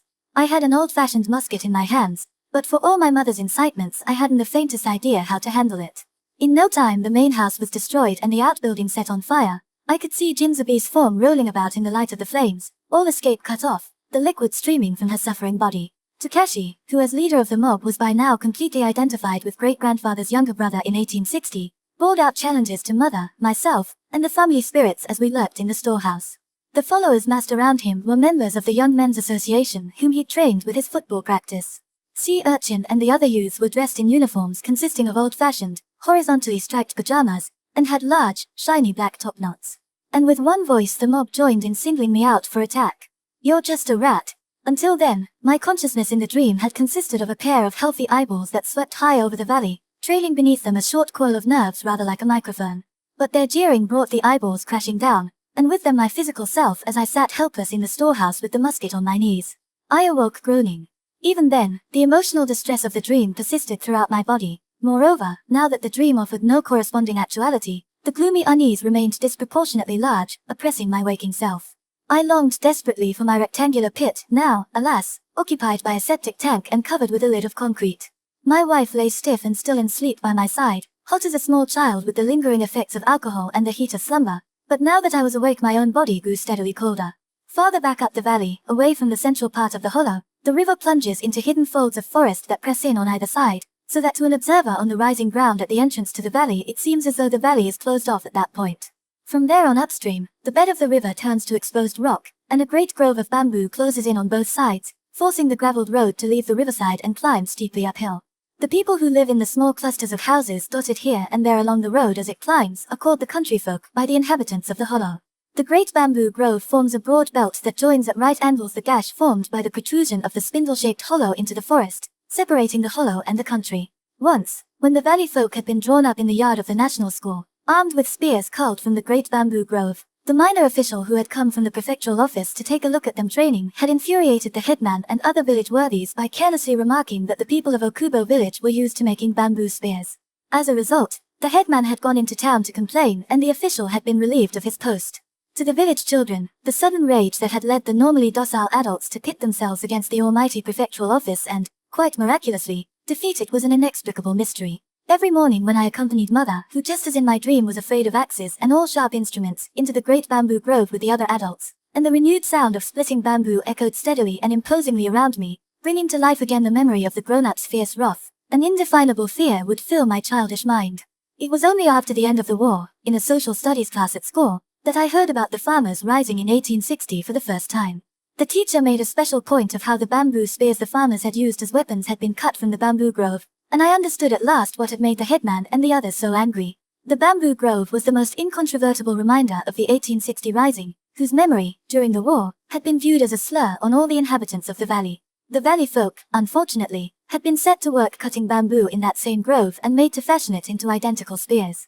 It wasn't likely that they would let the official get away with a remark that reawakened so sharply the old sense of shame. By dutifully whittling spears in the service of the state, the headman and others of a similarly conformist bent, ashamed that their ancestors should have cut bamboo for use in a rebellion against the establishment of the day, were hoping to dispel the shadow of 1860 that still hung over them.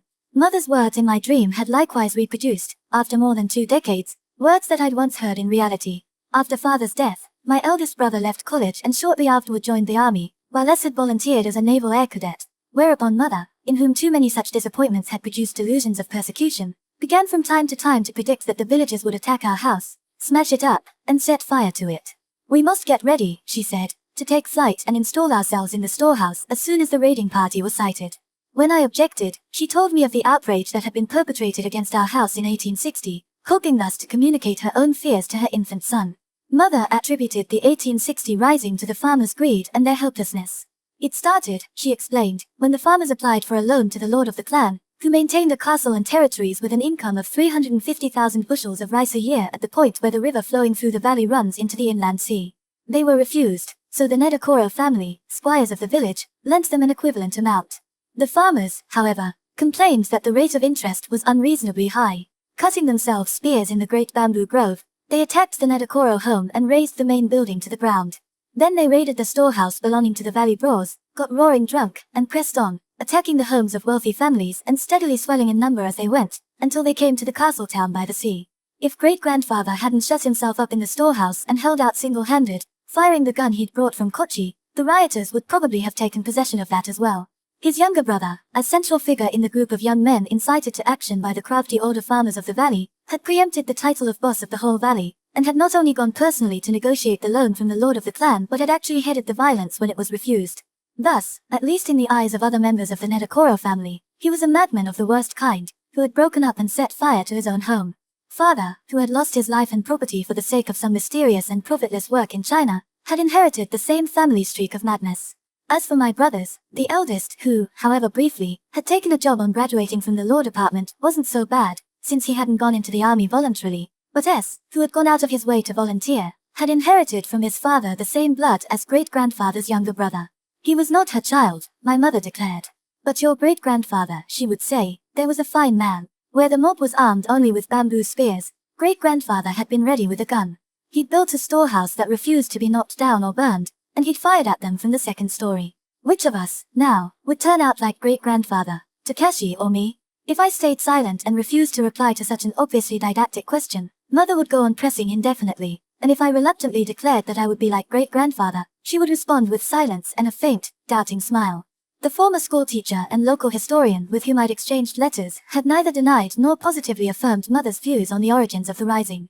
Favoring the academic approach, he attached great importance to the fact that around 1860 there had been all kinds of uprisings not just in our own fief but throughout the AIM area, and that they could be seen collectively as symptoms of the coming restoration of 1868. The only special circumstance that he detected in our clan was that a dozen years or so before 1860, when the lord of the clan had held office as acting minister of shrines and temples, he'd strained the finances of his estates and from then on had imposed a small daily tax on all town dwellers in his territories under the title of universal savings. From the farmers he exacted first what he called an advance on the rice tax and later a supplementary advance. At the very end of his letter, the local historian had appended a quotation from one of the contemporary documents he'd collected. When the yin suffers, it said, the yang is restored, and when the yang suffers the yin comes to life. Heaven and earth revolve perpetually, nothing is gone that does not come again. Man is the lord of creation. When government is unwise and men suffer, why should he not bring about change? Such revolutionary, didactic sentiments, however, were more likely to prove elevating to Takashi than to me. Perhaps Takashi really ought to meet the retired historian as my wife had said, provided he hadn't succumbed to cancer or a heart attack in the meantime. For my part, I was incapable of joining a mob, either in my dreams or in reality. I might take refuge in the storehouse, but I could never fight with a gun. Given my nature, anything to do with the rising was utterly remote from me. Takashi, though, set out to be precisely the opposite type of man, and in my dreams, at least, had already achieved his aim. A sound came from the direction of the outbuilding. Probably the middle-aged woman with the uncontrollable appetite, frightened by a nightmare, was getting up in the dark to feed herself more stuff calculated to fill the stomach with a minimum of nourishment. It was still the small hours. Stretching out a hand in the darkness, I groped for the bottle of whiskey which I was sure my wife had left partly full. At once my hand contacted something cold, like the shell of a crab from which the flesh has been gouged. I switched on the flashlight by my bed and found an empty sardine can. Taking care not to shine the light on my sleeping wife's face, I moved the small bright circle about till I found the whiskey, then drank straight from the bottle by the light of the flashlight. I tried to remember whether she'd been eating sardines as she drank the previous evening, but without success. By now her drinking had become a firmly established part of my everyday life. More often than not, I could watch her getting drunk on whiskey with as little concern as if she were smoking. I stared fixedly at the empty sardine can as I drank. In the center of the fingernail-shaped opening made in the lid by the can opener, a small fork was placed with obsessive precision. The tin plate on the outside of the can was cloudy white with oil, but the interior gleamed gold through the thin layer of fish scraps and oil that remained.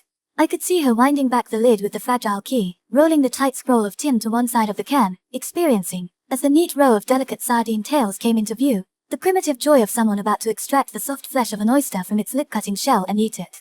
She ate the sardines, took a sip of whiskey through lips moist with oil and flakes of fish, then licked the 3 fingers she'd used to pick up the fish. At one time, her fingers had been so weak that she always asked me to open sardine cans for her. It was only since she'd acquired the habit of solitary drinking that her fingers had got strong, a fact that served if anything to heighten the effect of pitiful degradation.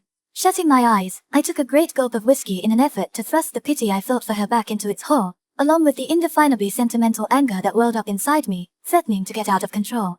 The stuff burned my throat and burned my stomach, then burned the blackness in my head and I fell into a dreamless sleep. The next morning, Takashi and his bodyguards set off for the primary school, which was on vacation now, to join the village youths who were to assemble in the playground for their first football practice. Left alone, my wife and I felt a frustrating sense of emptiness as though we too ought to be starting something. The mood became so strong that I got Jin's children to help me carry tatami mats and a charcoal brazier from the main house up to the second floor of the storehouse, and made a fresh start on the translation I'd been working on with my dead friend. The book, an amusing account by an English naturalist of a childhood spent by the Aegean, had been a favorite with my friend, who had first discovered it. When I got to work, my wife decided to start reading an old edition of the works of Soseki Natsume that had turned up while we were looking for the brazier in the spare room of the main house, so we managed somehow to keep ourselves occupied. My friend's tough old grandmother had promised to collect the draft translation of the parts he'd already done, together with his notes and other papers, and entrust them to me. But relatives had objected, and after the funeral everything my friend had written was burned. They'd been afraid that another monster with crimson-painted head and a cucumber up its rear might leap naked out of the manuscripts and notes he'd left and threaten the world of those who had survived. Even I, admittedly, couldn't completely suppress the deep sense of relief that the meager flames from the burning papers and notebooks had kindled in me. But it hadn't been enough to free me entirely from the threat of the monster. As I went through the penguin book that he'd left with all its scribblings and underlinings, thinking to retranslate the parts for which he'd been responsible, I found any number of pitfalls in wait for my unwary self. In the margin of a section describing a Greek turtle with a fondness for strawberries, my friend had done a sketch of a turtle, about 1 inch square, which he'd copied from an illustrated book of animals. It vividly revealed the humorous side of his sensibility at its gentlest and most childlike. And another passage that he'd marked with a line seemed to be sending me a message in my friend's own voice. "Let's say goodbye then," he started to say, but his voice quavered and broke, and tears forced their way out and ran down the wrinkled cheeks. "I'm damned if I'll cry," he sobbed and threw out his great belly. "But it's like saying goodbye to one's own flesh and blood. I felt as though you were my own." My wife, who was reading her Soseki in silence, also seemed to have found plenty of things to stir her own feelings. Before long, she came over and helped herself to the dictionary I was using. She looked up some English words quoted by Soseki, then said, "Did you know that Soseki uses quite a lot of English words and phrases in the diary he wrote while he was at Shizenji suffering from a stomach ulcer? They all seem to be appropriate to you nowadays, Mitsu. Listen: languid stillness, weak state, painless, passivity, goodness, peace, calmness, painless. Do you really think that describes my condition?" I may be too washed out to have the energy for anything except goodness, but do you really believe I'm in a state of peace? That's how you look to me at least, Mitsu, she insisted with the exaggerated composure of an alcoholic during a sober spell. You've been more placid during these past few months than at any other time since we got married. I struggled to evade the terrifying vision this evoked of myself attaining the ultimate placidity possible in the animal and going over finally into the utter placidity of the vegetable. I read once that in medieval times aged monks who wanted to turn themselves into mummies gradually reduced their food intake, so that by the time they were ready to go into their graves they had only to stop breathing and the flesh began to dry up. In much the same way, I'd played the non-animal during my pit-dwelling experience early that autumn morning, deliberately inviting death to come with as little fuss as possible. Eventually, with a profound sense of fear, I'd returned to the world, and convinced myself that I'd re-embarked on ordinary life. But it seemed that in my wife's eyes I was still the same as when I sat motionless at the bottom of the pit dug for the septic tank, my buttocks wet, the dog held in my arms. Shame suffused every last capillary of my body, sending waves of hot wretchedness through the rat that I was. If my plight was apparent even to someone constantly drunk and withdrawn like my wife, it was going to be even harder to re-establish contact with that feeling of expectation. New life. Thatched hut. I might as well resign myself to doing without them forever. How about you, do you feel you've started a new life? I said. Why ask? You know I'm drinking whiskey just the same as ever, don't you? I could hardly keep it secret if I wanted to. The whiskey you get here in the valley is such powerful stuff that smells enough to give you away. She'd mistaken my question for sarcasm aimed solely at hurting, and her words were barbed and defiant. Surely it was you, not me, that Takashi suggested should start a new life. You're right. That's my own problem, I agreed, shrinking into myself. But there's one thing I'd like to check on where your drinking's concerned. I suppose you want to know whether I see my alcoholism as a youthful experience that'll pass of its own accord, or as something I'll have to live with till I die, as a sign of the collapse from youth into old age. Well, the real source is hereditary, my mother. And I'm not so young anymore that one day's dissipation is cured the next. So I expect I'll have to live with it. I'm at the age where every time I find a new wrinkle I resign myself to taking it with me to the grave. If you're saying this out of a childish desire to shock me, you'd better think again, I said. Because you are that age, and there's no stay of execution. If you're going to have another kid, you'll have to make up your mind to it before the year's out. Next year there'll be no going back. Immediately, I intensely regretted my words. The malice in them was too strong even for me. We were silent together for a while, then, fixing me with eyes that for once were red from tears rather than whiskey and filled with a forlorn hostility, she said. When the time comes and, as you say, there's no going back, perhaps we'll be a bit kinder to each other. Why don't we go and watch Taka and the rest playing football? I replied, sidestepping her remark with a sense of self-disgust. Then I'll make some packed lunches for the team, Mitsu, she said as she set off back to the main building. If only I do some work, the outlook for a new life might brighten a bit and the mist of scandal in the valley might clear a little, too. She was mocking herself as well as me. What she referred to as scandal was the rumor spreading through the valley that the third Nedokoro boy's wife was a worthless alcoholic. She'd heard it herself, at the supermarket. The way she objected to what I said suggested that her will to fight the landslide occurring in her wasn't yet completely dissipated by alcohol. I should have stretched out a helping hand, but a similar landslide was threatening to sweep me off my feet too. I concentrated on the translation, trying to ignore the voices of my family ancestors that filled the storehouse with their cries of rat, rat. In the distance, I seemed to hear blood-curdling yells and the sound of a ball being kicked about, but it might just have been a noise in my own head. In the afternoon, Jin's youngest boy dropped in to say that the young priest from the temple had come to see me. Going back to the main house, I found the kitchen full of billowing steam with a fragrance of bamboo grass. My wife was just taking an old and well-remembered steamer off a great pot on the hearth, while two of Jin's sons and the priest watched, enveloped in steam up to head or chest, depending on their size. Coughing loudly, the boy who had come to fetch me went back to his elder brothers and disappeared into the steam. You'll burn yourself. Jin's boys called in lofty warning as my wife, whose cheeks and ears were bright red, put out a hand toward the contents of the steamer. And when her fingers shot back to her lips they roared with good-natured laughter. What are you making? I asked with a sense of relief as I joined the steamy circle around her. Rice dumplings in bamboo leaves. Jin showed me how. The children got the leaves from the woods for me. Her voice had a youthful elan that it had lacked completely during our conversation in the storehouse. They seem to have turned out quite well. Do you remember them, Mitsu? The valley folk always took them when they went to cut trees in the forest, I said. Jin's father was originally a lumberman, so her recipe's sure to be genuine. She gave each of us one of her genuine dumplings, which were twice the size of a man's fist. The priest and I broke them into pieces on plates before eating them, so for us the bamboo leaves still dripping with hot water were redundant, but Jin's children held the dumplings in their hands, rolling them about on wet palms as they skillfully chewed at them from the edges without spoiling their shape. They consisted of balls of glutinous rice flavored with soy sauce and stuffed with a paste of pork and fresh mushrooms.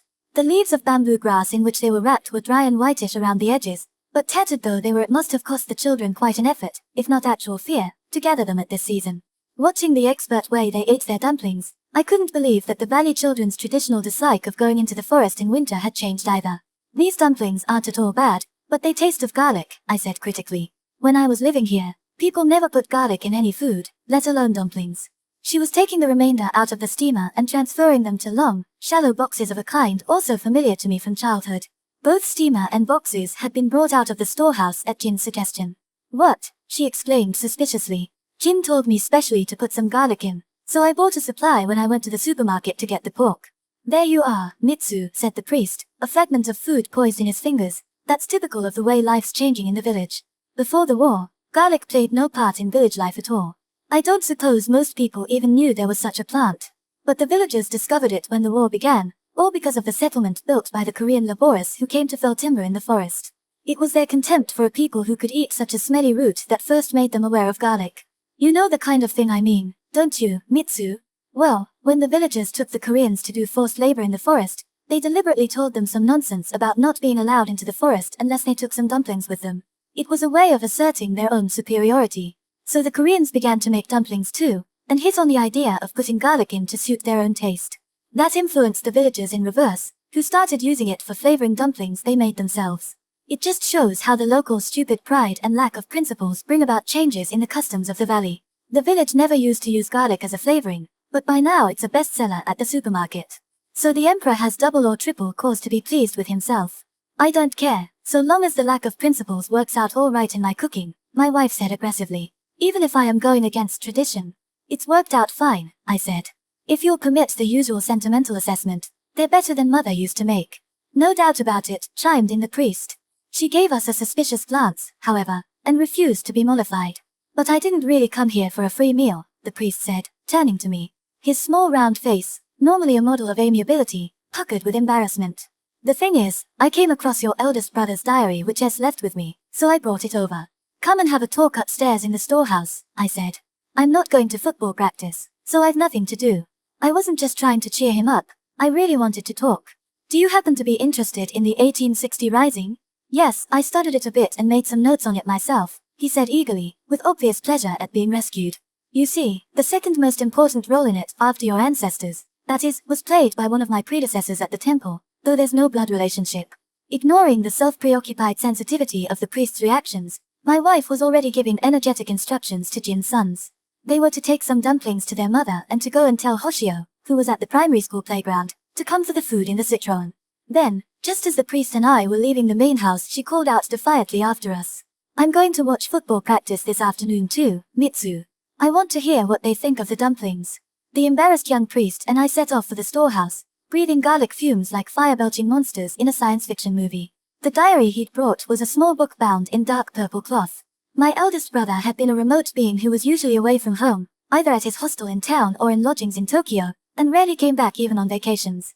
My only clear-cut memory concerning him was of the unpleasant impression created by the village grown-ups who, when he died less than 2 years after leaving the university, had moralized on the futility of investing in higher education for a son.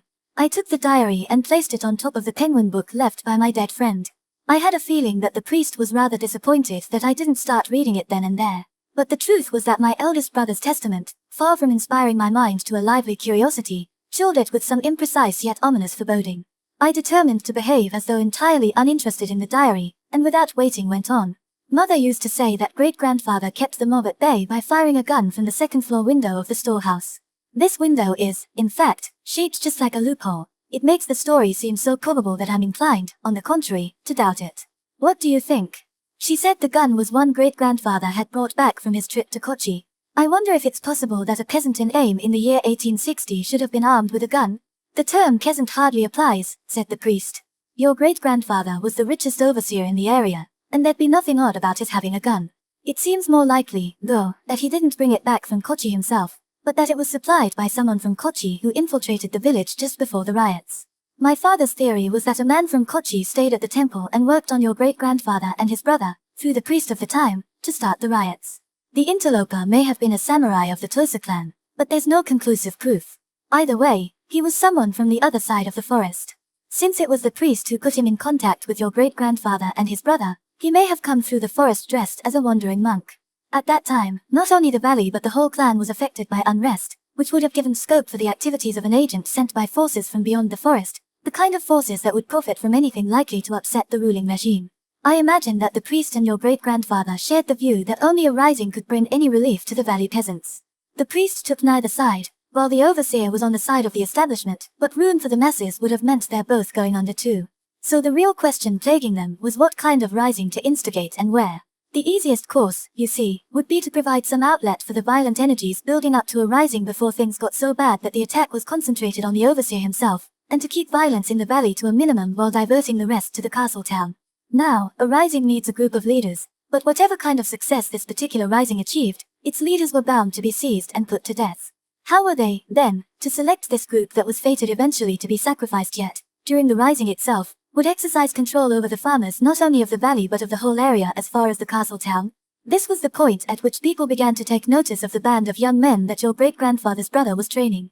Though they may have included a few eldest sons due to inherit their father's land, most of them were second or third sons, surplus population with no prospect of ever having land of their own.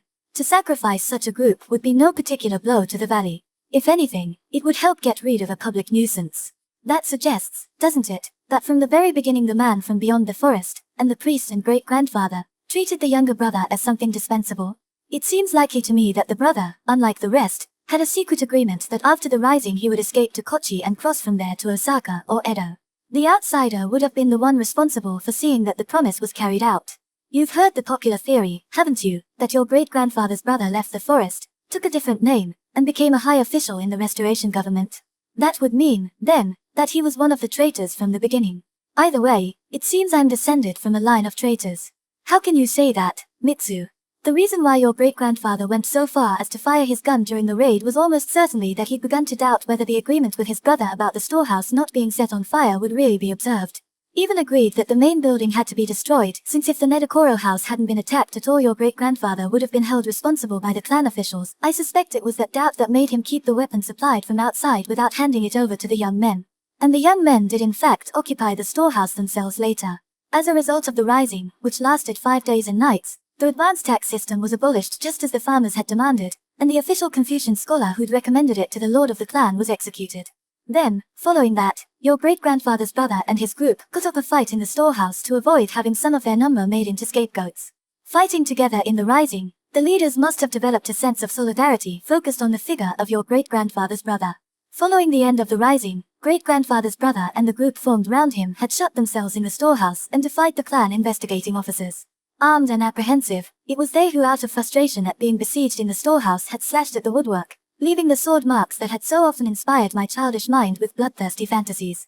Since the farmers failed to give food and water to the group that had been their leaders until only the previous day, the besieged men found themselves isolated. They gave in, were enticed out of the storehouse, and beheaded on the small rise that now forms the open space in front of the village office. The man directly responsible for tricking the thirsty and starving youths out of the storehouse was great-grandfather. He got the village girls to dress up in their best and set up a temporary kitchen in front of the storehouse, then brought in investigators to seize the young men once they'd fallen into a drunken sleep. Grandmother used to relate the episode proudly as testimony to the resourcefulness of her Nedokoro forebears.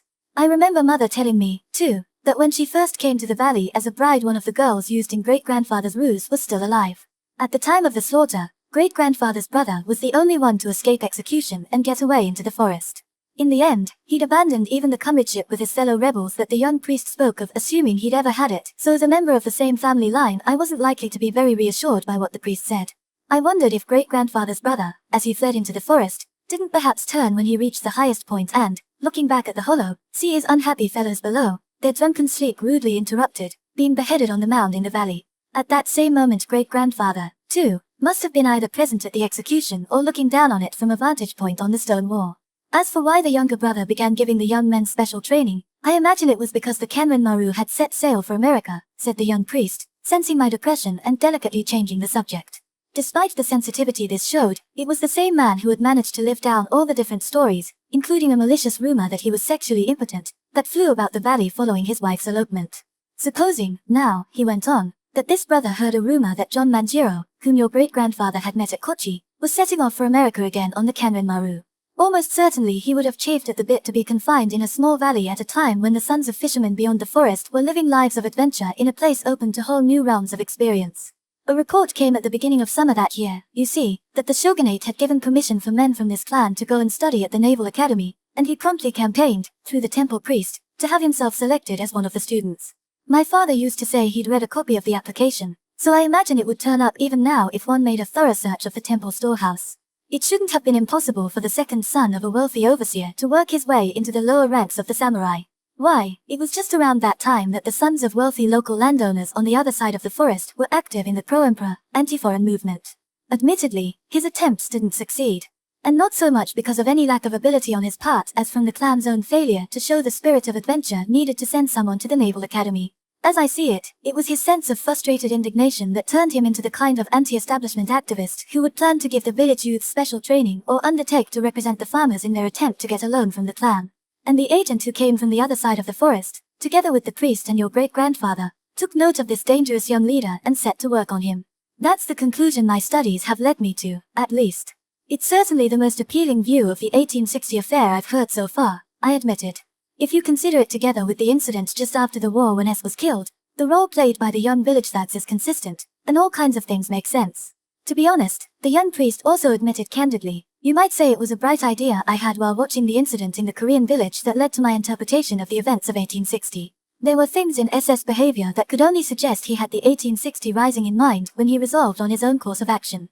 I don't think I'm just forcing an analogy in linking 1860 and the summer of 1945. Do you mean S was bothered because great-grandfather's brother was the only rebel leader who escaped execution, and deliberately decided that, in contrast, he alone would be killed in the raid on the Korean settlement? If so, at least it's the kindest interpretation now that he's dead. I was his friend, you see, the young priest said with evident embarrassment, the small face flushing beneath the prematurely white hair. Not a very useful friend, you must admit. Takashi is like S, I said. He seems to want his actions to be influenced by the 1860 affair. Today, for example, he started getting the young men of the valley together for football practice, just because he's taken a fancy to the story of how great-grandfather's brother cut a clearing in the forest as a training ground to prepare the young men to fight. But the kind of rising that occurred in 1860 wouldn't be possible today, the priest replied, regaining his customary smile. And the times passed when a killing match between the Korean settlement and the valley folk could have taken place without any police intervention, as happened just after the war. In a peaceful age like the present, not even Takashi could set himself up as leader of a riot, so I shouldn't really worry. Incidentally, I said, taking advantage of the smile to put out a feeler, is there anything in this diary that might offend a good pacifist? If there is, I think I'd better give it to Takashi. Among the various human types found in the Nedokoro family, I'm the kind that refuses to be inspired to heroic thoughts by the 1860 business. It's the same even in my sleep. Far from identifying with great-grandfather's intrepid brother, I have wretched dreams in which I'm a bystander cowering in the storehouse, incapable even of firing a gun like great-grandfather. You think, then, it would be better to give the diary to Takashi, do you? Said the priest, whose smile had frozen momentarily. I took the purple diary off my dead friend's penguin book and, putting it in the pocket of my overcoat, went down with the priest to the primary school playground where Takashi was practicing football with his new comrades. In a strong breeze that blew aimlessly about the valley beneath a blue sky, the young men were kicking the football around in silence and with suffocating intensity of purpose. The sea urchin in particular was dashing about desperately, a thick towel wound round the head that sat so incongruously large on his short trunk. He took repeated tumbles but, oddly enough, no one laughed. Even the village kids standing round the edge of the playground were sunk in a grave, earnest silence, just the reverse of the gay vitality of city children watching sports. Takashi and Hoshio, who were standing in the center giving them instructions as they rushed about, made no move to interrupt practice even when the priest and I signaled to them. Momoko and my wife, though, came over in the Citroen to talk to us, making a wide detour round the football-playing group. Isn't it a terrifying sight? I said. Why are they throwing themselves into it so enthusiastically when they don't really seem to be enjoying it? Throwing themselves into everything is the only way they know. Momoko and I like football practice when it's as serious as this. We're going to come and watch every day from now on, said my wife, refusing to share my scruples. The ball came rolling out of the circle of youths in my direction.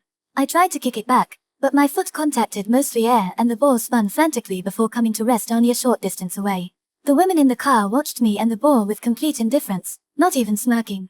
The young priest wore his customary smile as though to smooth over my embarrassment, but it only served to fluster me still more. After supper that evening, when we were all lying about near the fireplace, Takashi came up to me and, though he lowered his voice so as not to be heard by my wife, who was drunk, said in a tone that was ugly with cold emotion.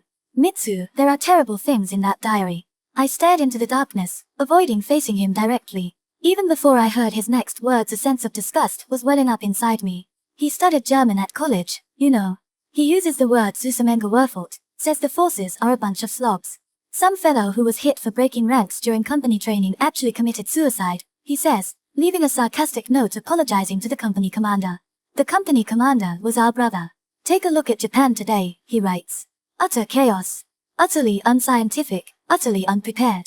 And half-baked into the bargain.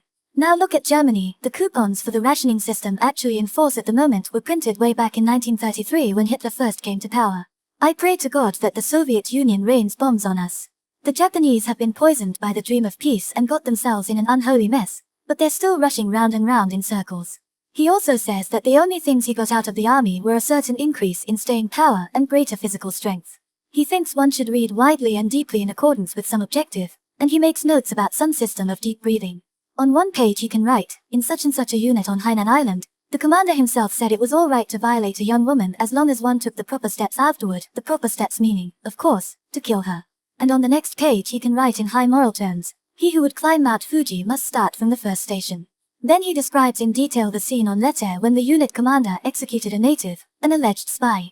The unit commander who captured him apparently said at first that he'd have a recruit bayonet him, but then he took over himself and, wielding a Japanese sword for the first time in his life, cut off the native's head.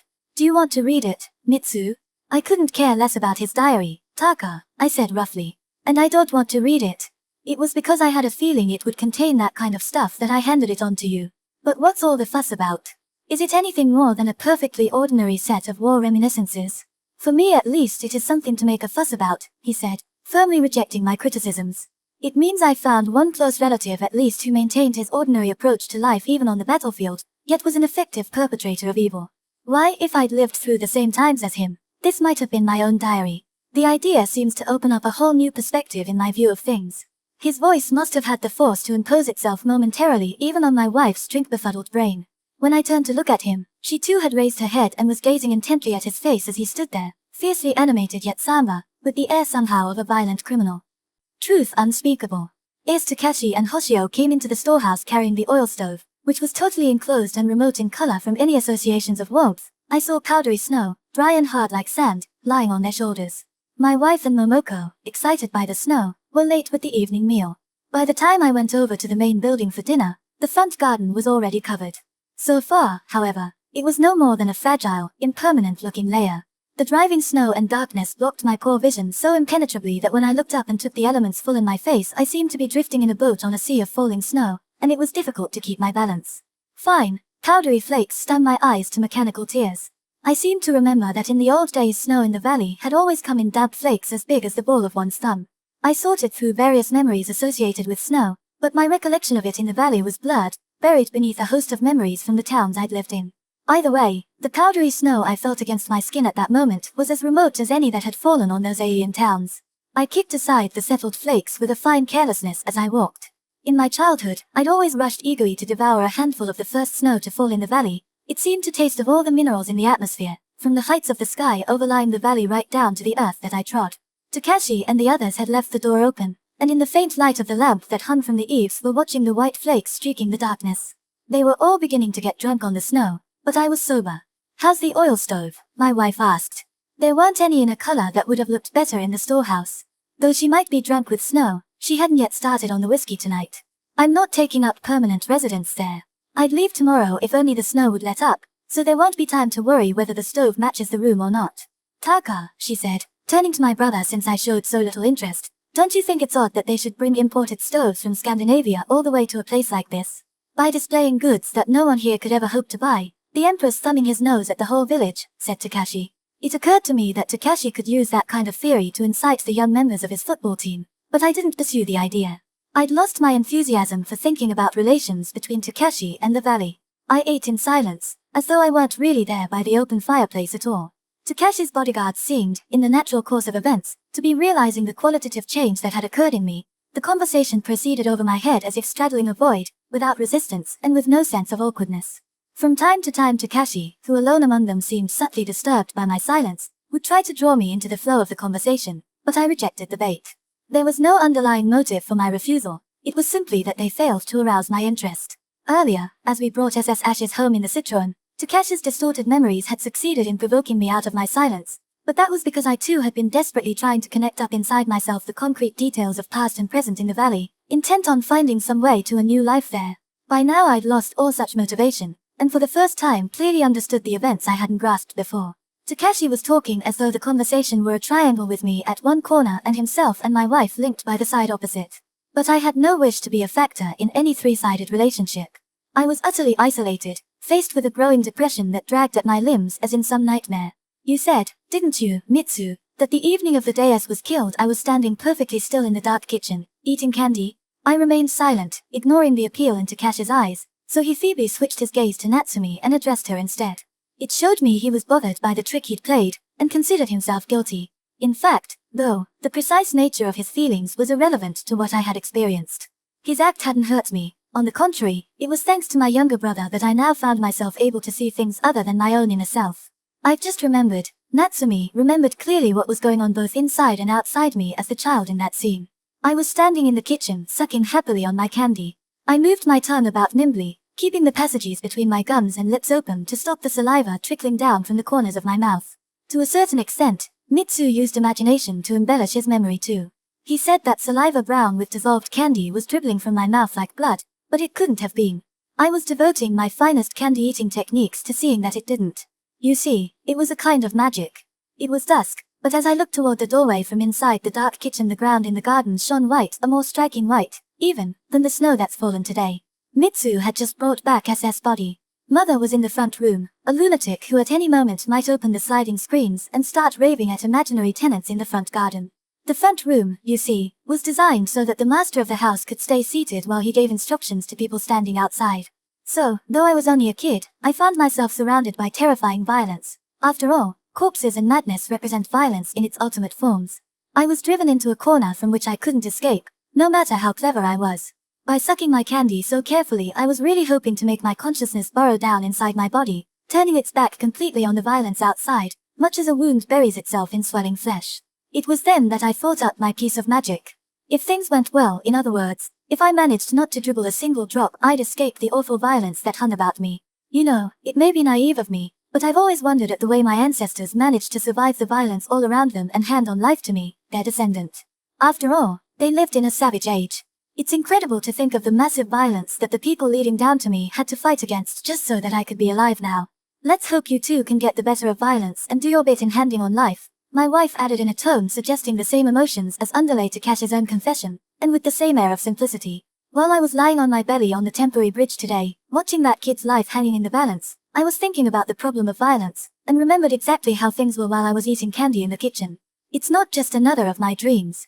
He fell silent and glanced at me again questioningly. I went back through the snow to the storehouse and, squatting like a monkey in front of the oil stove, the first Scandinavian oil stove, I told myself with gloomy amusement, ever to be lit in the valley, peered into the round window set in the black cylinder.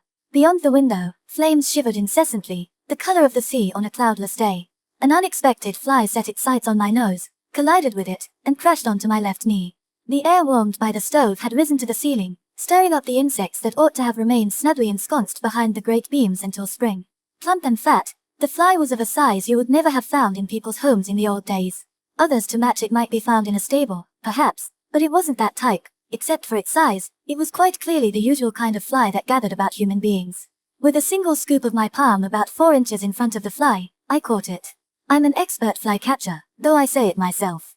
The accident in which I lost the sight of my right eye happened at the height of summer, and hordes of flies came to mock me as I lay in bed recovering. So I took my revenge by perfecting my fly catching techniques, thereby also helping develop a sense of perspective using only one eye. I watched the fly for a while as it twitched between my fingertips like the knot in an artery. Then, with minimal pressure, the fly was crushed and my fingers were wet with its body fluids.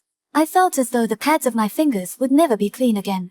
Terror rose up around me, penetrating inside me like the warmth from the stove. But all I did was wipe the tips of my fingers on my trousers. I went on squatting there, quite still, my whole body paralyzed as though the dead fly had been a plug holding the motor center of my nervous system in place.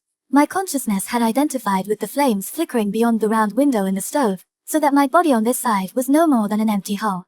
It was pleasant to spend time like this, shunning the responsibilities of the flesh. My throat grew dry and hot and began to tickle.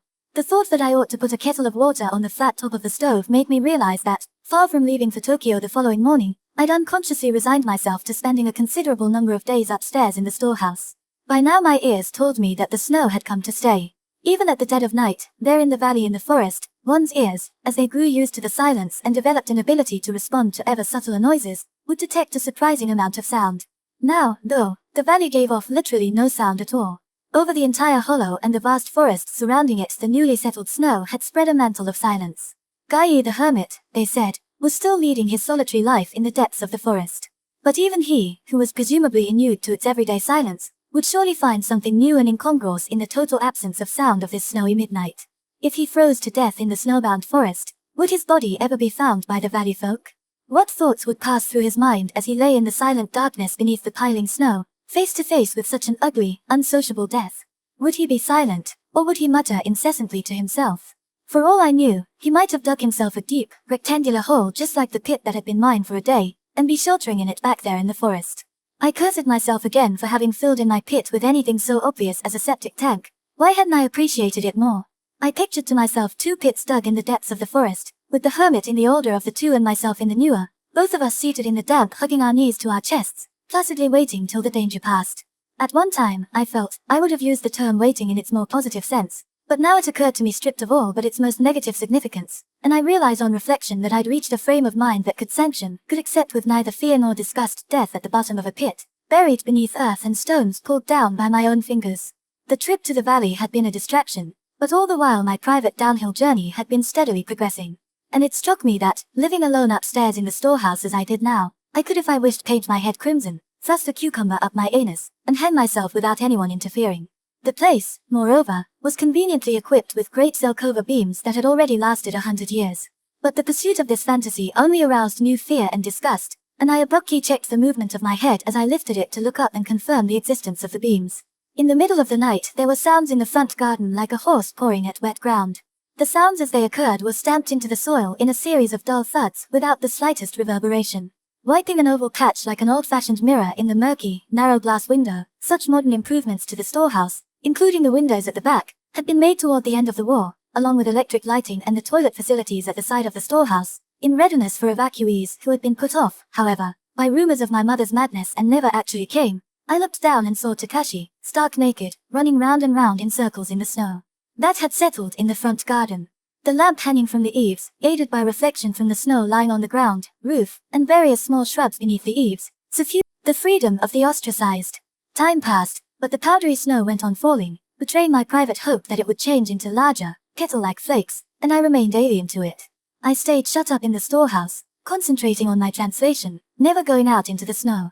My meals were brought to me there. The only time I returned to the main building was when I needed to replenish the water in the kettle on the stove. Whenever I went, I found Takashi and his companions in a state of childlike innocence, drunk with the snow and showing no signs as yet of the fatigue or wear and tear that goes with a hangover. New snow wiped out all traces of deterioration in what had already settled, constantly renewing the first impression, so there was no chance for the devotees in the main house to recover from their snowy infatuation. Eventually, I discovered that I could use melted snow in my kettle, and my daily life was cut off even more definitively from the main building.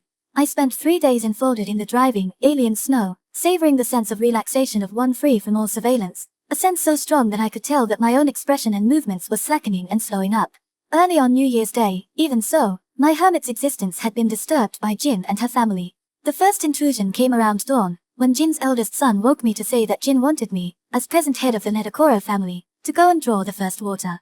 The boy was as tense as one of the old folk, who were easily swayed by such peasant customs, and scowled as he held out toward me an advertising leaflet on the back of which, in a half-illegible scrawl done with a hard pencil, a map had been drawn. By the dim light of the bulb at the bottom of the staircase, and beneath the watchful gaze of the boy's small, shadowy eyes, I tried to take in this year's route for fetching the first water, which Jin had worked out herself, but gave up and going back upstairs wrapped myself in my overcoat. The unfortunate boy, who had apparently been ordered to accompany me on the expedition, stood still and silent, shivering like a dog with wet fur as he waited. Looking in at the main house, I found Takashi and my wife asleep side by side near the open fireplace in which a few embers still gave off a red glow. Hoshio lay beyond Takashi, and Momoko under the same blanket as my wife, but Takashi's arm, which was obviously stretched out to touch my wife's side beneath the blanket, gave the impression that the two were sleeping quite alone. As I stood at the entrance to the kitchen, half embarrassed, half unable to draw my gaze away, Jin's nimble offspring unearthed a deep bucket, the bucket destined to play such a sacred if short-lived role, from beside the stove. Then together we plunged into the snow-filled darkness. The snow driving against my face told me that the skin was burning and suffused with blood, but my emotional responses were steady to the point of inertia. Sadly, I recalled the fatal sense, grown like a cancer between my wife and me, of the impossibility of any sexual activity. Surely, I told myself, it was a desirable thing in the long run that we should seize any chance to escape, dragging heavy feet like exhausted warriors, from that clogging mire of impossibility. Even so, I wasn't admitting the possibility of direct sexual relations between her and Takashi. All that had happened was that my mind, empty of everything but the pressing need to hasten on through the dark snow, was seized from time to time by a mysterious fantasy in which the powerful magnetic force I'd sensed so stoically repressed in Takashi's erect penis, as he stood naked and covered with snow, transmitted itself somehow to my sleeping wife through the fingers laid against her flank. The snow on the road leading down to the riverbank from the main road through the valley was still soft. Jin's son must have watched intensely at his mother's side as she thumbed through her almanacs and charts of directions, working out the route for the first water, for he plowed his way through the knee-deep snow with complete confidence. As the river came into sight, I halted in my tracks, shocked at the sight of the black water hemmed in by snow. At once, the fragments of fantasy floating about the space inside my still incompletely awakened brain condensed and fell to earth. You're an outsider, you've no connections with the valley, I repeated to myself like a spell to ward off the terrifying things that the black waters threatened to awaken in me. But though I might succeed in denying it all meaning, the black river imprisoned in snow was still the most threatening sight I had encountered since coming back to the valley. Assuming from my petrified air that I was stuck, afraid of losing my footing in the deepening snow, Jin's son waited for a while, but finally seized the bucket from my hand and went down to the water's edge alone, gliding knee-deep down the snowy slope. There was a furtive, almost guilty splashing. Then the boy came struggling back up the slope with the water he'd drawn from the river, and I saw that besides my bucket he was carrying an old dried milk can which he'd found somewhere and reverently filled with river water. You could have had some of our first water if you wanted, I said. But the boy abruptly covered the can with both palms as if to protect it from attack. I realized what stubborn idea had just taken shape in his small head. I hadn't drawn my first water myself, but had let him get it for me. That made it a fraud, whereas the water that filled his own can was true first water, since he'd drawn it for himself. Until now, Jin's family had always shared the Nedokoro's first water, and if I had gone down to the water's edge to draw it myself he would probably have been content with a share of our genuine water. However, once I got stuck and allowed it to be drawn fraudulently in my name, he'd had the idea of drawing some of his own and taking it home. If the son of a mother so hopelessly and incurably obese could still become such a stubborn mystic, then there must be some powerful reality underlying the process. Now that my mind was completely awake, I began to feel it had been foolish and pointless to come down to the river at dawn like this, and I trudged back along the graveled road in a disgruntled mood. The task of drawing first water would have suited Takashi better than me. I handed the bucket to Jin's son in front of the main house so that I shouldn't have to see the people asleep in there again, told him to take it into the kitchen, and went back to the storehouse.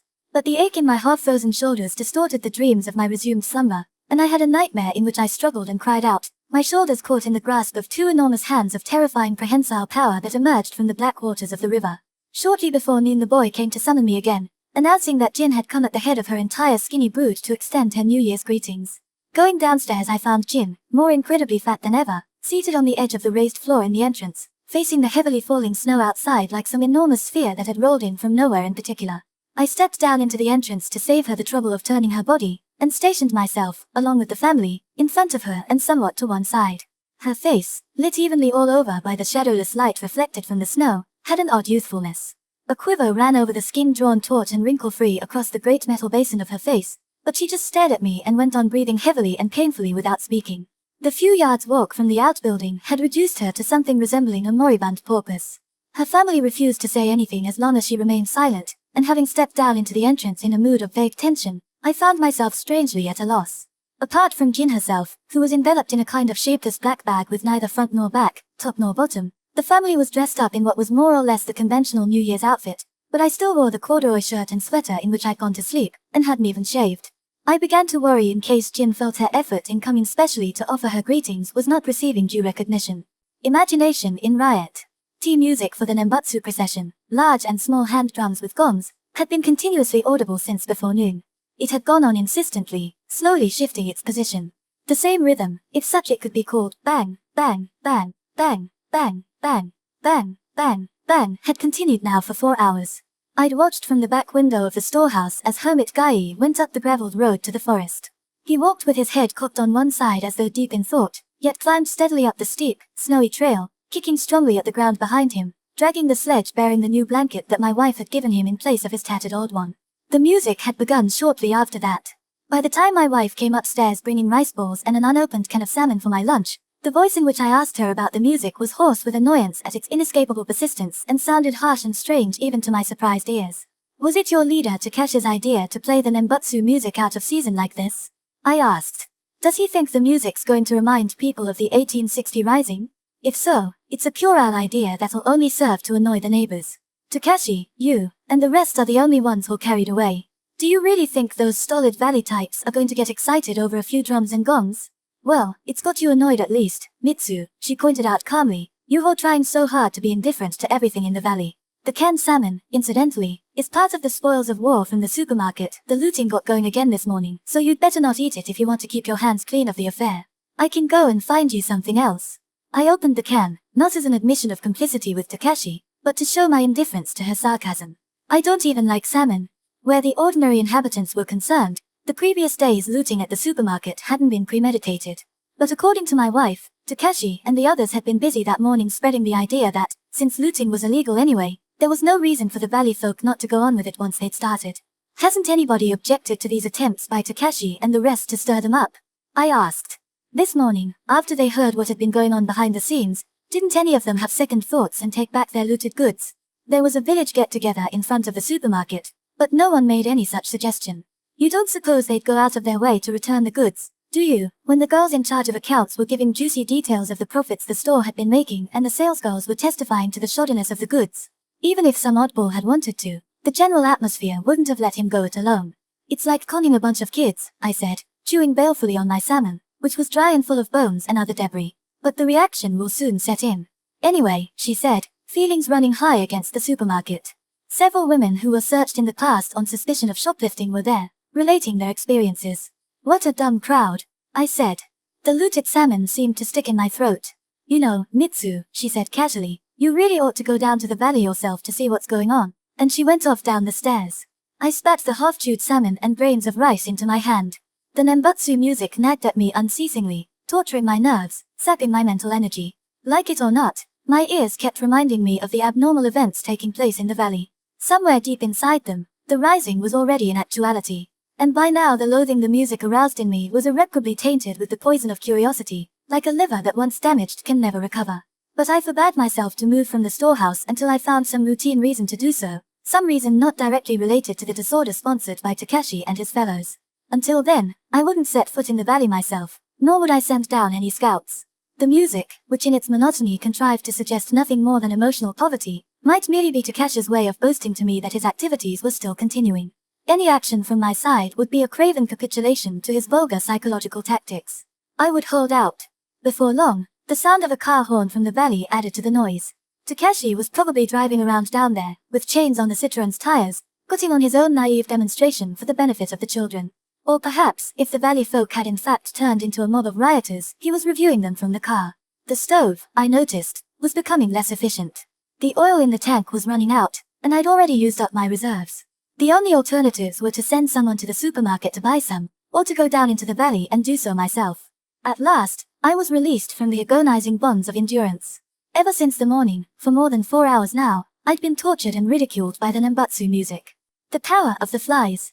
The following morning, the rising was still in progress, but the music of the Nembutsu dance was not to be heard, and the whole valley was wrapped in somber silence. When Momoko brought me my breakfast, I found that her experience of violence and the persistent hysterics that had followed it had left her, oddly enough, with a kind of maturity. She kept her face pale now, and with an appropriately feminine placidity turned downward, stubbornly refusing to meet my gaze, and spoke throughout in a small, hesitant, husky voice. That morning, Takeshi's bodyguards had discovered that the manager of the supermarket had eluded the watchful eyes of the lookout at the end of the bridge and escaped from the valley. Hoping to contact the emperor and the gang under his control, he had crossed the river, now dangerously swollen with thawing snow, and, heedless of his dripping clothes, had set off running down the snow-covered road that led to the sea. The same morning, the father whose boy had been saved from death on the broken bridge had privately brought Takeshi a hunting gun and several kinds of cartridge. He lent it to Taka to fight back with when the emperor's gang comes to attack, Momoko said. Though if you ask me, a gun makes it all the more dangerous. She spoke in the depressed, slightly fearful tone of someone who no longer takes the slightest pleasure in violence. My own interpretation of the intended role of the gun was different from Momoko's, but I remained silent for fear of terrifying her still further. The gun, I felt sure, was not for Takashi to use, side by side with his bodyguards and the village folk, against the emperor and his gang, but a weapon for that moment when he finally found himself utterly deserted by his fellows and obliged to defend himself alone in a hostile valley. Admittedly, he'd made at least one ally in the valley, an ally self-sacrificing enough to lend him his precious gun. Takashi himself, finding that none of the farmers had come down from the country to start looting again that morning, had put chains on the Citroen and set off to do some campaigning in the area beyond the great bamboo grove. Having passed on these news items, Momoko suddenly asked me, with a younger sister's meekness that bore no resemblance to the Momoko of old, whether I thought there was still any decent people left in the world. The unexpectedness of the question took me aback, and I was still hesitating when she went on. We'd been driving all night on the way here to Shikoku. When dawn came, we found we were going along by the sea somewhere and Takashi suddenly said to us, "I wonder if there's really any good left in people?" But before we could answer he said yes, there was. He knew there was, he said, because people still went all the way to the plains of Africa to catch elephants, and took the trouble to send them home by sea to be kept in zoos. When he was a kid, he used to tell himself that if ever he got rich he'd keep his own private elephant. He'd have a cage built onto this house to keep it in, and would cut down all the tall trees below the stone wall, so that wherever children were playing in the valley they'd only have to glance up to see the elephant. After all, it seemed, Momoko hadn't been hoping for an answer from me as a member of the establishment. She'd merely used the question as a pretext for the elephant story. Ever since the unexpected brush with violence had made her shrink into herself, she'd been dwelling nostalgically on the gentleness that had existed in Takashi before he started directing his rough rising. Momoko, I suspected, represented the first member of Takashi's personal bodyguard to drop by the wayside. Alone again, I gave some thought to the elephant. In Hiroshima, they said, the very first group to flee to the suburbs after the nuclear attack had been a herd of cows. Supposing a vaster nuclear war destroyed the cities of the civilized countries, would the elephants in the zoos escape? Could people, perhaps, build nuclear shelters big enough to accommodate such bulky creatures? No, the Holocaust would certainly leave all the elephants dead in their zoos.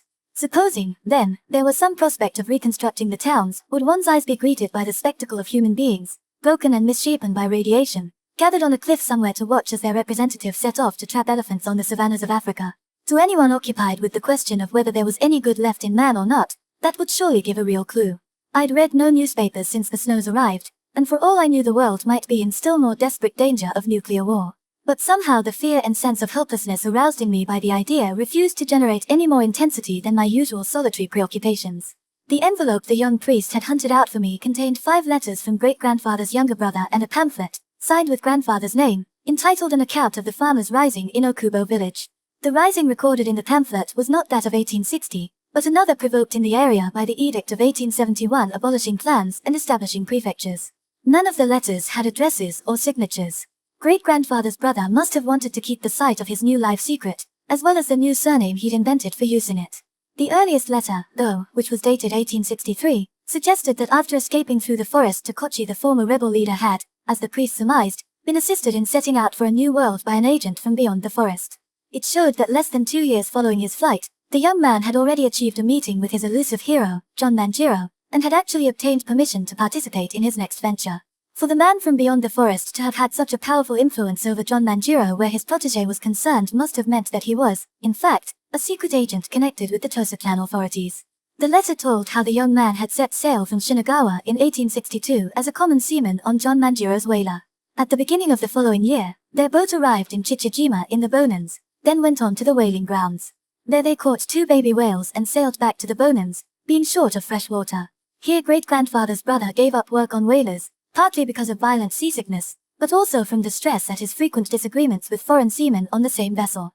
Still, it was something at least that a young man brought up in a valley deep in the forest should have encountered 2 live whales, albeit baby ones. The second letter was dated 1867. A new sense of vigor and freedom in the style showed that several years of life in the city had awakened a youthful, humorous quality that during his period on the whaler had still been bottled up in the young deserter from the forest.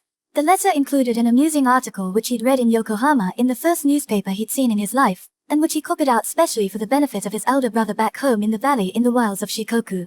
Today I have something that may amuse you. The newspaper in which I saw it forbids unauthorized reproduction, but I doubt that it applies to letters such as this. It seems that a man in Pennsylvania in the United States took his own life, possibly while out of his mind, as a result of unfortunate circumstances which his farewell note described as follows. I married a widow with one daughter. My father fell in love with the daughter and married her. He thus became my son-in-law, and the daughter, being now my father's wife, became my stepmother. Next, I had a son by the widow I had married. He became my father's brother-in-law and also, being my stepmother's brother, my own uncle. My father's wife, my stepdaughter, also had a son, who was not only my stepbrother but also, being my stepchild's child, my grandson. Thus the widow I married, as parent of my stepmother, became my grandmother. So I found myself to be my wife's husband and grandson, and at the same time my own grandfather and grandson. The newspaper carries an advertisement saying, "Wish to instruct young Japanese gentlemen desirous of attaining proficiency in the English language." Another says, "Or aid and advice given to those visiting America for purposes of study, commerce, travel, or tourism." Between this letter and the next there was a gap of more than 2 decades. During those 20-odd years, the boy whose excitement at finding himself liberated from everything related to life in the distant valley had once made him find that humorous articles so fascinating. The boy who so obviously cherished a private ambition to go to America may in fact have got there. Either way, the betrayal that had enabled him to survive the rising, a way beyond despair. I unsilenced my wife, the young man, and I plowed our way across the front garden, our heels crunching unsteadily into the half-frozen slush. I peered down at the dark, silent void of the valley, now a bottomless pit from whose depths rose a cold, dank wind. The door of the main house stood open. We halted in a hesitant group as though held back by the faint light that seeped from inside, then finally stepped across the threshold together. Sitting with head bent beside the open fireplace, Takashi was holding the shotgun, which was broken open, polishing it skillfully with one hand as though he'd been doing the same thing for years. The small man who stood quite still in the dark kitchen facing him stirred at the sound of our entrance, but he had difficulty even in turning his head to look at us, being so rigid with tension that he threatened to topple over at any moment. It was Gai the hermit. Takashi stopped work with an air of reluctance and looked up at us. His dark-skinned face was oddly twisted, and at the same time somehow shrunken. His hair and his face from his left ear down to the corner of his mouth was soiled with something black and sticky. Moving as in a dream, he slowly spread out his 2 hands toward me. The little finger and ring finger of his left hand were hidden beneath a broad cloth bandage, but the rest of both hands was entirely covered with dark blotches. He hadn't bothered to wipe his hands before polishing the gun. The stuff there and on his head was blood. He fluttered his outstretched fingers, watching with eyes like a mournful monkey's as I shrank back, then gave a feeble giggle that went on and on as though he were blowing bubbles from between his compressed lips. The beastliness of it made me recoil again. Suddenly my wife, who had stepped up alone to stand by the fireplace, struck with her fist at the frozen grin on Takashi's mouth. Then she sank to her knees, and one round breast slipped out through the front of her night kimono like an undamaged part protruding from a broken machine. Repeatedly, she rubbed her fist on the front of her nightdress, and only when the blood was gone did she cover the breast. Takashi's smile vanished instantly. He gazed inquiringly at me, but didn't even glance at the woman who had hit him. His upper lip was stained with fresh blood, this time from his own nose. He pursed his lips and noisily drew in a great breath, sucking the blood from his nostrils in with it. I was sure he had swallowed his own blood. His face turned darker and darker till his head looked like some somber-plumaged bird. The fact that he'd slept with my wife was brought home to me with a new and convincing reality.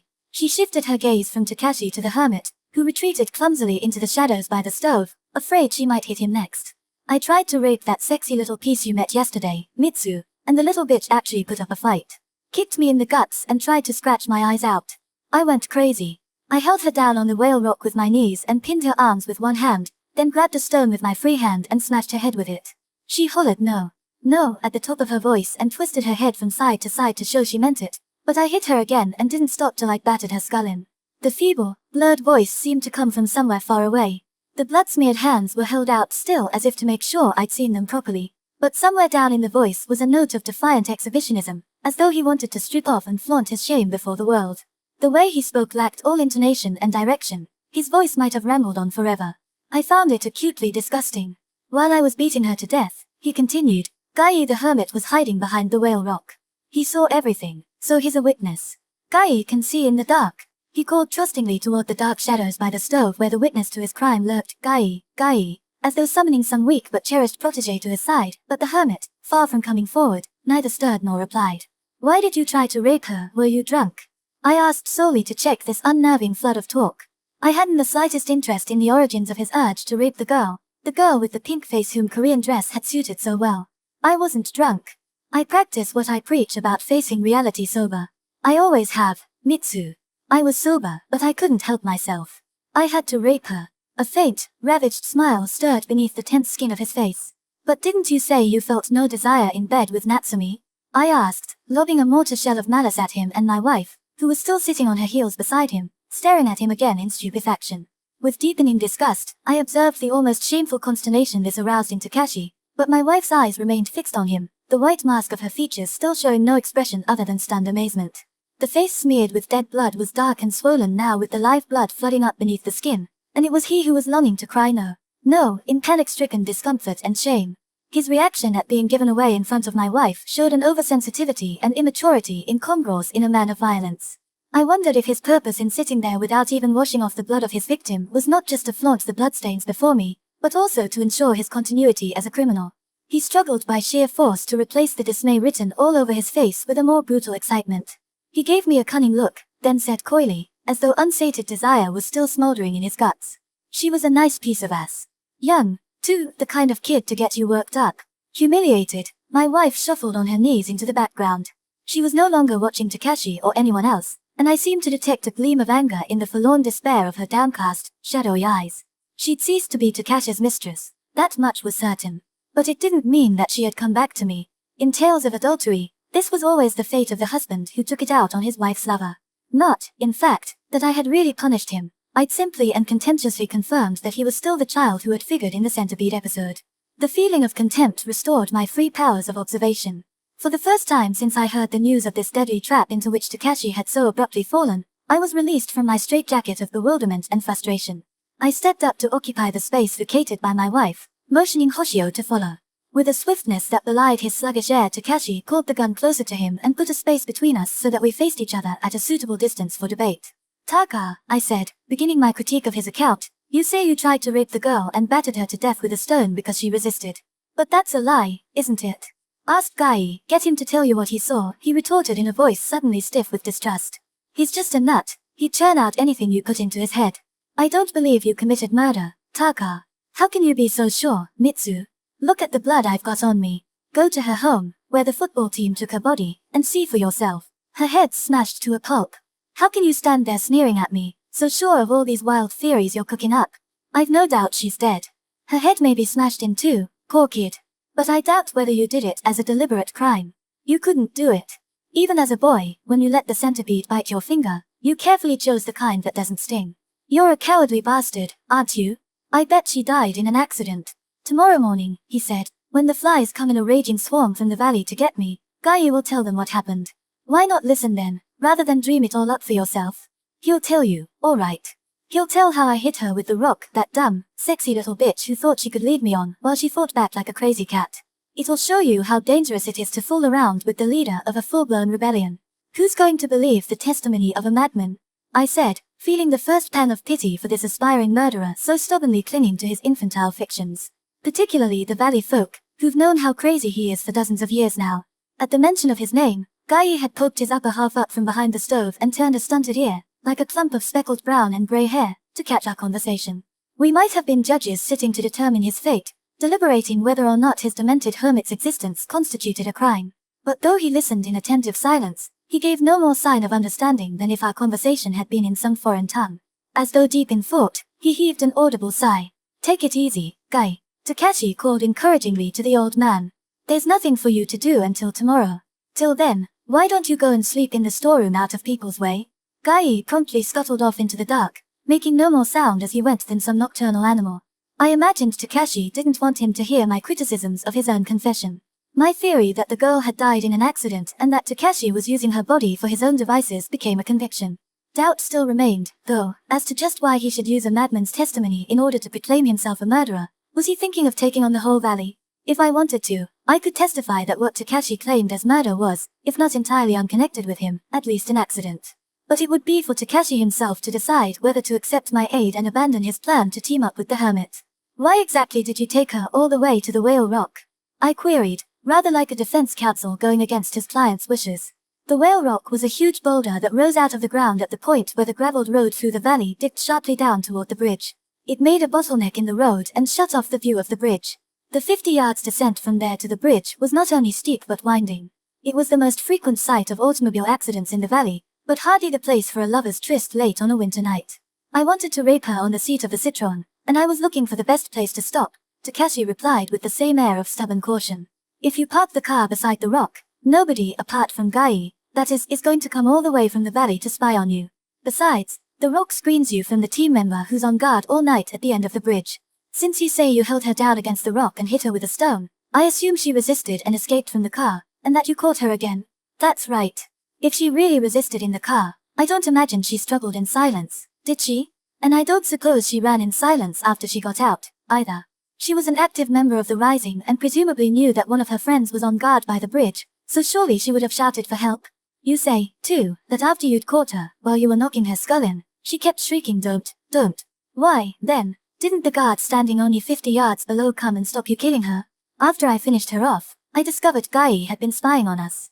I was just speaking to him when the lookout came running up. He was shocked at what I'd done, and ran off to get someone to help carry the girl's body. So I fetched Gai out from behind the rock, got him in the car, and came away. Only the young lookout's evidence could give us an objective picture of what happened, I said. If it was light enough for you to catch the girl as soon as she ran away, he should at least have got a glimpse of you beating her brains out with that lump of rock. The whole business only took a few minutes. So though the lookout might have missed her scream from inside the car, he ought to have been right behind you by the time you dealt the last blow. He would have heard her groan at least. When he ran up, it's just possible I was back in the driver's seat, turning the car round ready to make my getaway, Takashi amended after a moment's thought. He might testify I was in the car when he first saw me. I'm perfectly sure that's what he'd say, I pressed, elated by this new and promising lead. The snow was thawing, and you'd taken her for a drive in the Citroën along the gravelled road. Then something happened between you, so that she jumped out of the car and staved her head in on the whale rock. The reason you've got blood on you is that you picked her up after the accident. Or you may have deliberately smeared yourself with the blood pouring from her head. Besides, you were driving the car in a place where the view was poor and with a bridge only 50 yards ahead, at a speed fast enough for the girl's head to be smashed to a pulp if she jumped out. Say what you like, I'm sure you were too busy steering to have time to mess around with her sexually, let alone rape her, though something must have happened to make her jump out. I suspect the reason you were in the car when the lookout came was simply that you'd slammed on the brakes and were going back to the site of the accident. It was probably the squeal of the brakes that brought the lookout running. In fact, I'm sure you hadn't got out of the car at all. You may not even have found her until after the lookout went to fetch his friends. As for Gai, I doubt whether he actually witnessed anything. I bet you picked him up on the way home and primed him with details of your fictional murder. Takashi sat in silence, head bowed, as though chewing over what I'd said. Once more he had retired warily into his shell of solitude, and it was impossible to tell from looking at him whether my conjectures had succeeded in tearing the fabric of his vaunted crime. Taka, Hoshio, who till then had stayed silent, spoke in a childish, high-pitched voice that trembled violently from something more than the cold. You know perfectly well she always wanted to do it with you. Even in the daytime, she used to try to get you into a dark corner of the house. You didn't need to rape her, you could have had her just by taking her pants down. I bet she pestered you so much in the car that you drove fast to give her a fright. I remember you saying you used to play around like that in the States. Then I bet she was so scared she lost her head and jumped out to save her own skin, because she was sure you'd never make it round the bend by the rock. If that's really so, Taka, then you can't call it murder, can you? I went on, encouraged by these remarks from the car expert. It's either an accident or negligence. Even if it's negligence, it's not entirely your fault but partly the girl's too, poor kid. Still silent, Takashi was loading a cartridge into the gun. He worked carefully, concentrating on the task for fear of an accident, but I could tell that the face, downturned and entirely in shadow beneath the ridge of his eyebrows, and the slight body stiff with tension, were dominated from within by some brute force that precluded all attempts by others to understand.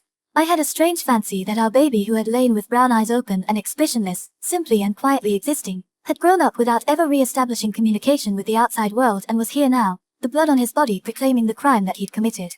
And I suddenly felt my own security, whose only guarantee as I waxed so eloquent had been the distress and lack of confidence Takashi showed, falling apart at the seams. Though I was sure of my ability to demonstrate the unreality of Takashi's professed crime, his stubborn silence as he sat with his face in the shadow, handling the gun like a small child absorbed in a new toy, gradually fostered the grotesque fear that I was looking at an animal. Do you believe he committed such a crime? I was driven by his silence to ask my equally silent wife. She sat thinking, and made no immediate response.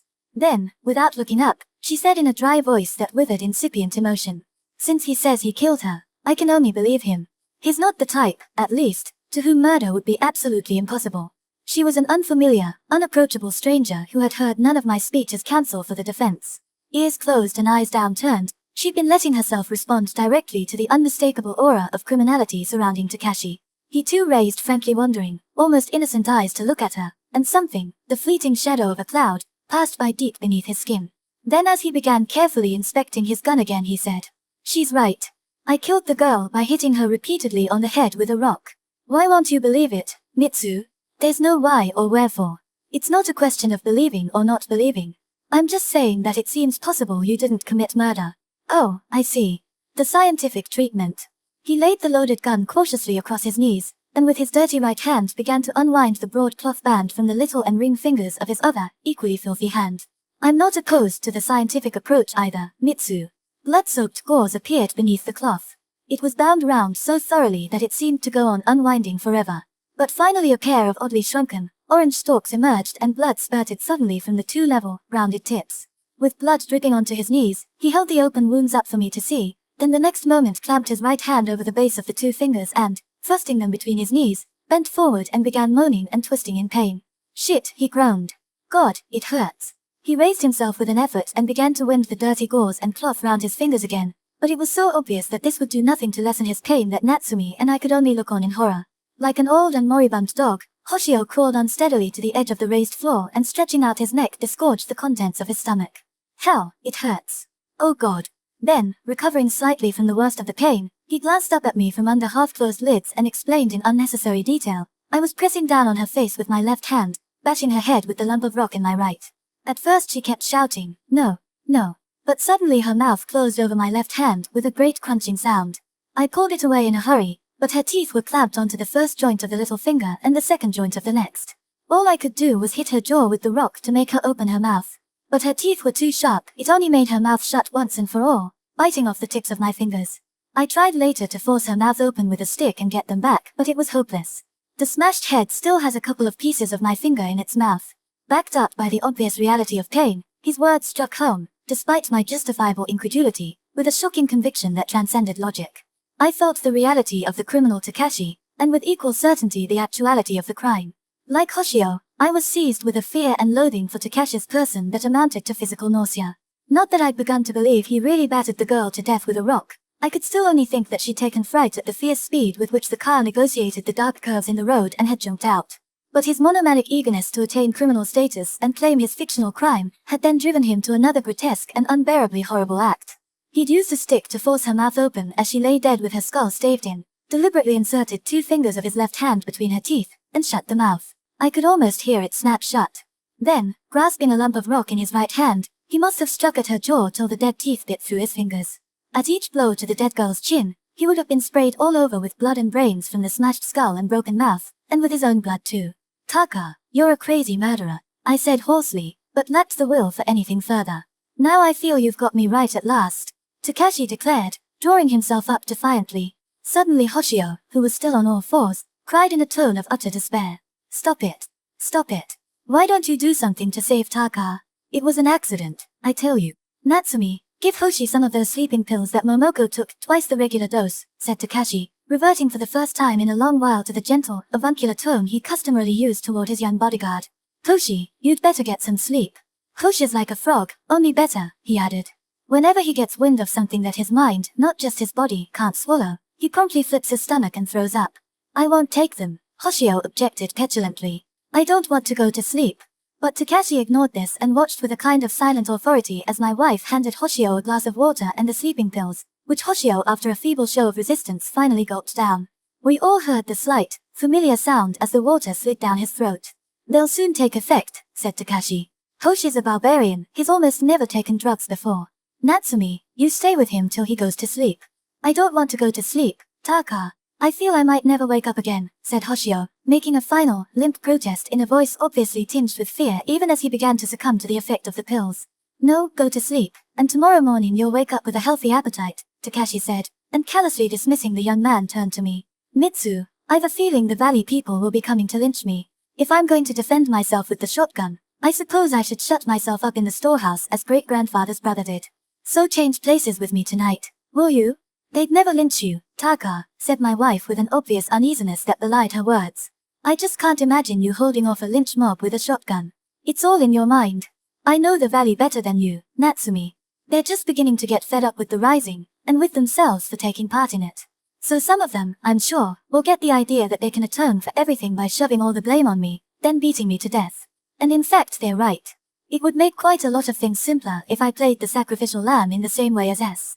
A lynching's just not possible, she insisted, and shot an imploring look at me, as the nearest object to hand, her eyes already swamped with a helpless need for alcohol.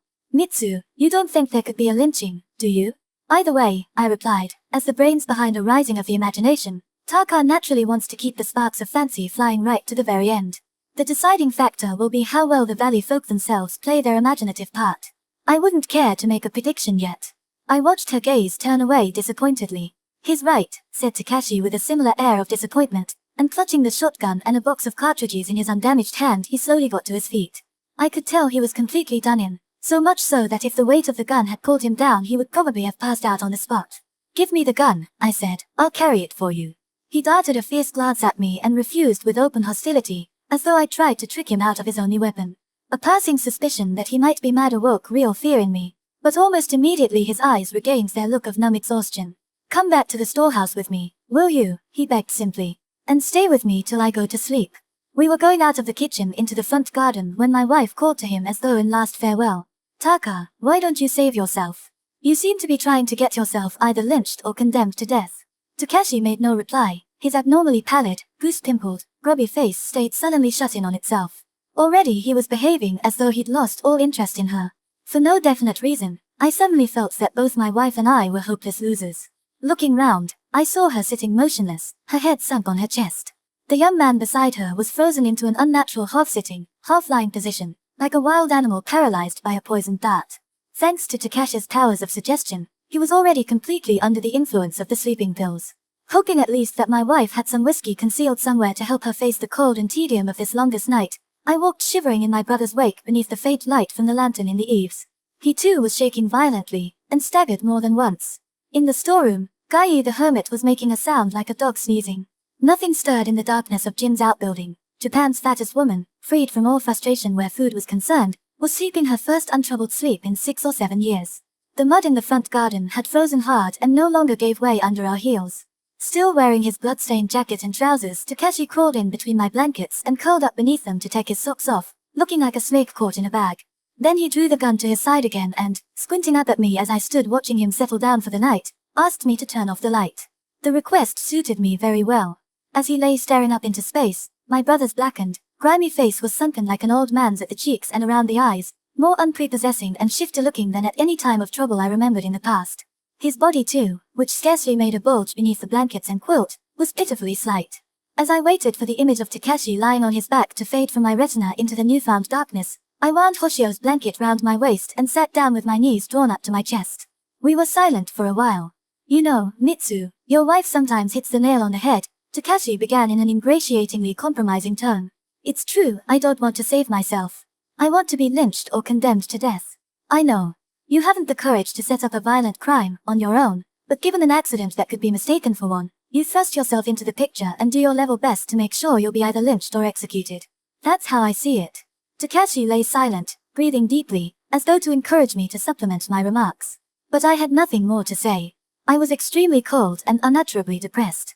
Eventually, he spoke again. Do you intend to stop them tomorrow? Naturally. But I don't know whether I can effectively interfere with your plan for self-destruction now that you've got so deeply entangled in it. Mitsu, there's something I want to tell you. I want to tell you the truth. He spoke diffidently and shyly, half as though he doubted he would be taken seriously and half as though his attention were elsewhere. But the words came across strongly, setting up immediate echoes inside me. I don't want to hear it, so don't try to tell me, I hastily protested, with a sudden urge to flee my memories of an earlier conversation with Takashi about the truth. I'm going to tell you, Mitsu, he declared in an unpleasantly insistent tone that only intensified my desire to flee. I was shaken anew by his air of abject capitulation. If only you'd listen, I think you might cooperate, at least to the extent of standing by without interfering while I'm lynched. I abandoned any further attempt to keep him silent. Then with a preliminary sigh of exhaustion and despair, as though he had already told what he was about to tell and, deeply regretting it, sought frantically and in vain to take back his words, he began. At each word he seemed to be overcoming some resistance in himself. Mitsu, I've always said that I had no idea why our sister killed herself. Uncle's family backed me up too. They said it was suicide without any apparent motive. So I've always been able to keep the real reason to myself. Nobody ever attempted, in fact, to ask me about it seriously. I've kept quiet all along. Just once, in America, I told someone, a black prostitute, the merest stranger, but that was in my inadequate English. For me, talking to someone in English is like wearing a mask. So for all practical purposes, I've never told anyone. It was a fake confession. It left me just as I was. Thanks to which, the only punishment I received was a mild dose of BD. Never once have I talked about it in the language I share with you and shared with our sister. It goes without saying that even to you I've never said a word about it. The only thing is, you may have dimly suspected there was something odd about her death from the way I always lost my cool if I felt you were dropping hints about it. That day you prepared the pheasants, for instance, you asked if the truth had something to do with her. At that moment I was convinced you knew everything and were playing with me. I was so angry and ashamed I could have killed you. But then I told myself that you couldn't know about it, and got myself under control. The morning she killed herself, before I went to tell Uncle and the rest, I searched every corner of the outbuilding where she and I lived in case she'd left some message that would arouse suspicion. Then I began laughing and crying, torn between a new sense of guilt and relief at being released at last from the pressure of fear. I didn't go to report her suicide at the main house till I was sure I'd got myself in hand and wouldn't burst out in another fit of laughing. I found her that morning squatting in the toilet, dead from a dose of agricultural chemical. If you wonder why I felt such a deep sense of release once I was sure she'd left no last note, it was because I'd always been afraid that, being half-witted, she would give our secret away. I felt her death had somehow erased the secret, almost as though it had never existed at all. But reality, of course, refused to work out like that. On the contrary, her suicide implanted the secret deep down inside my body and mind, where it began steadily poisoning my daily life and the outlook for the future. All this happened when I was a junior in high school. Ever since, I've been torn in two by the memory. He paused and began to sob, an indescribably gloomy, wretched sound, the memory of which, I foresaw, would plague me for the rest of my life with spells of depression that made survival itself a burden. Although she was half-witted, she was really a rather special kind of person. The one thing she cared for was beautiful sounds. She was happiest when she was listening to music. Sounds like an airplane's engines or a car starting up would make her complain of a burning pain in her ears. And I'm sure they really did hurt her. You know that you can break glass by making the air vibrate? Well, it seems it was like that, a pain as though something delicate was breaking inside her ears. Anyway, there was no one else in the village where Uncle lived who understood music and had an absolute need for it as she did. She wasn't ugly, and kept herself spotless. She was almost unnaturally clean in her person. Together with this abnormal fondness for music, it was one of the features of her idiocy. Some of the young fellows in Uncle's village would make a point of coming to gawk at her while she was listening. Once the music started, she was reduced to a pair of ears. Everything else was shut out. Nothing else could penetrate her consciousness. So the peeping toms were quite safe, but if ever I found them at it I'd throw myself at them in a blind fury. For me, she was the one feminine thing in my life, and I felt I had to keep her safe. I didn't, in fact, have anything to do with the other girls in Uncle's village. When I went to high school in the town, I never even talked to the girls in the same class. I made up a tale about us being a couple of aristocrats whose family had come down in the world, and took an exaggerated pride in our descent from great-grandfather and his brother. If you took the sympathetic view, you might say I was doing it to shake off my inferiority feelings at being taken care of by Uncle and his family. I told her we were a special elite of two, and we wouldn't and mustn't get interested in anybody apart from each other. The way we behaved made some masterminded adults start a rumor that we were sleeping together. I got my own back by throwing stones at the houses of people who said such things.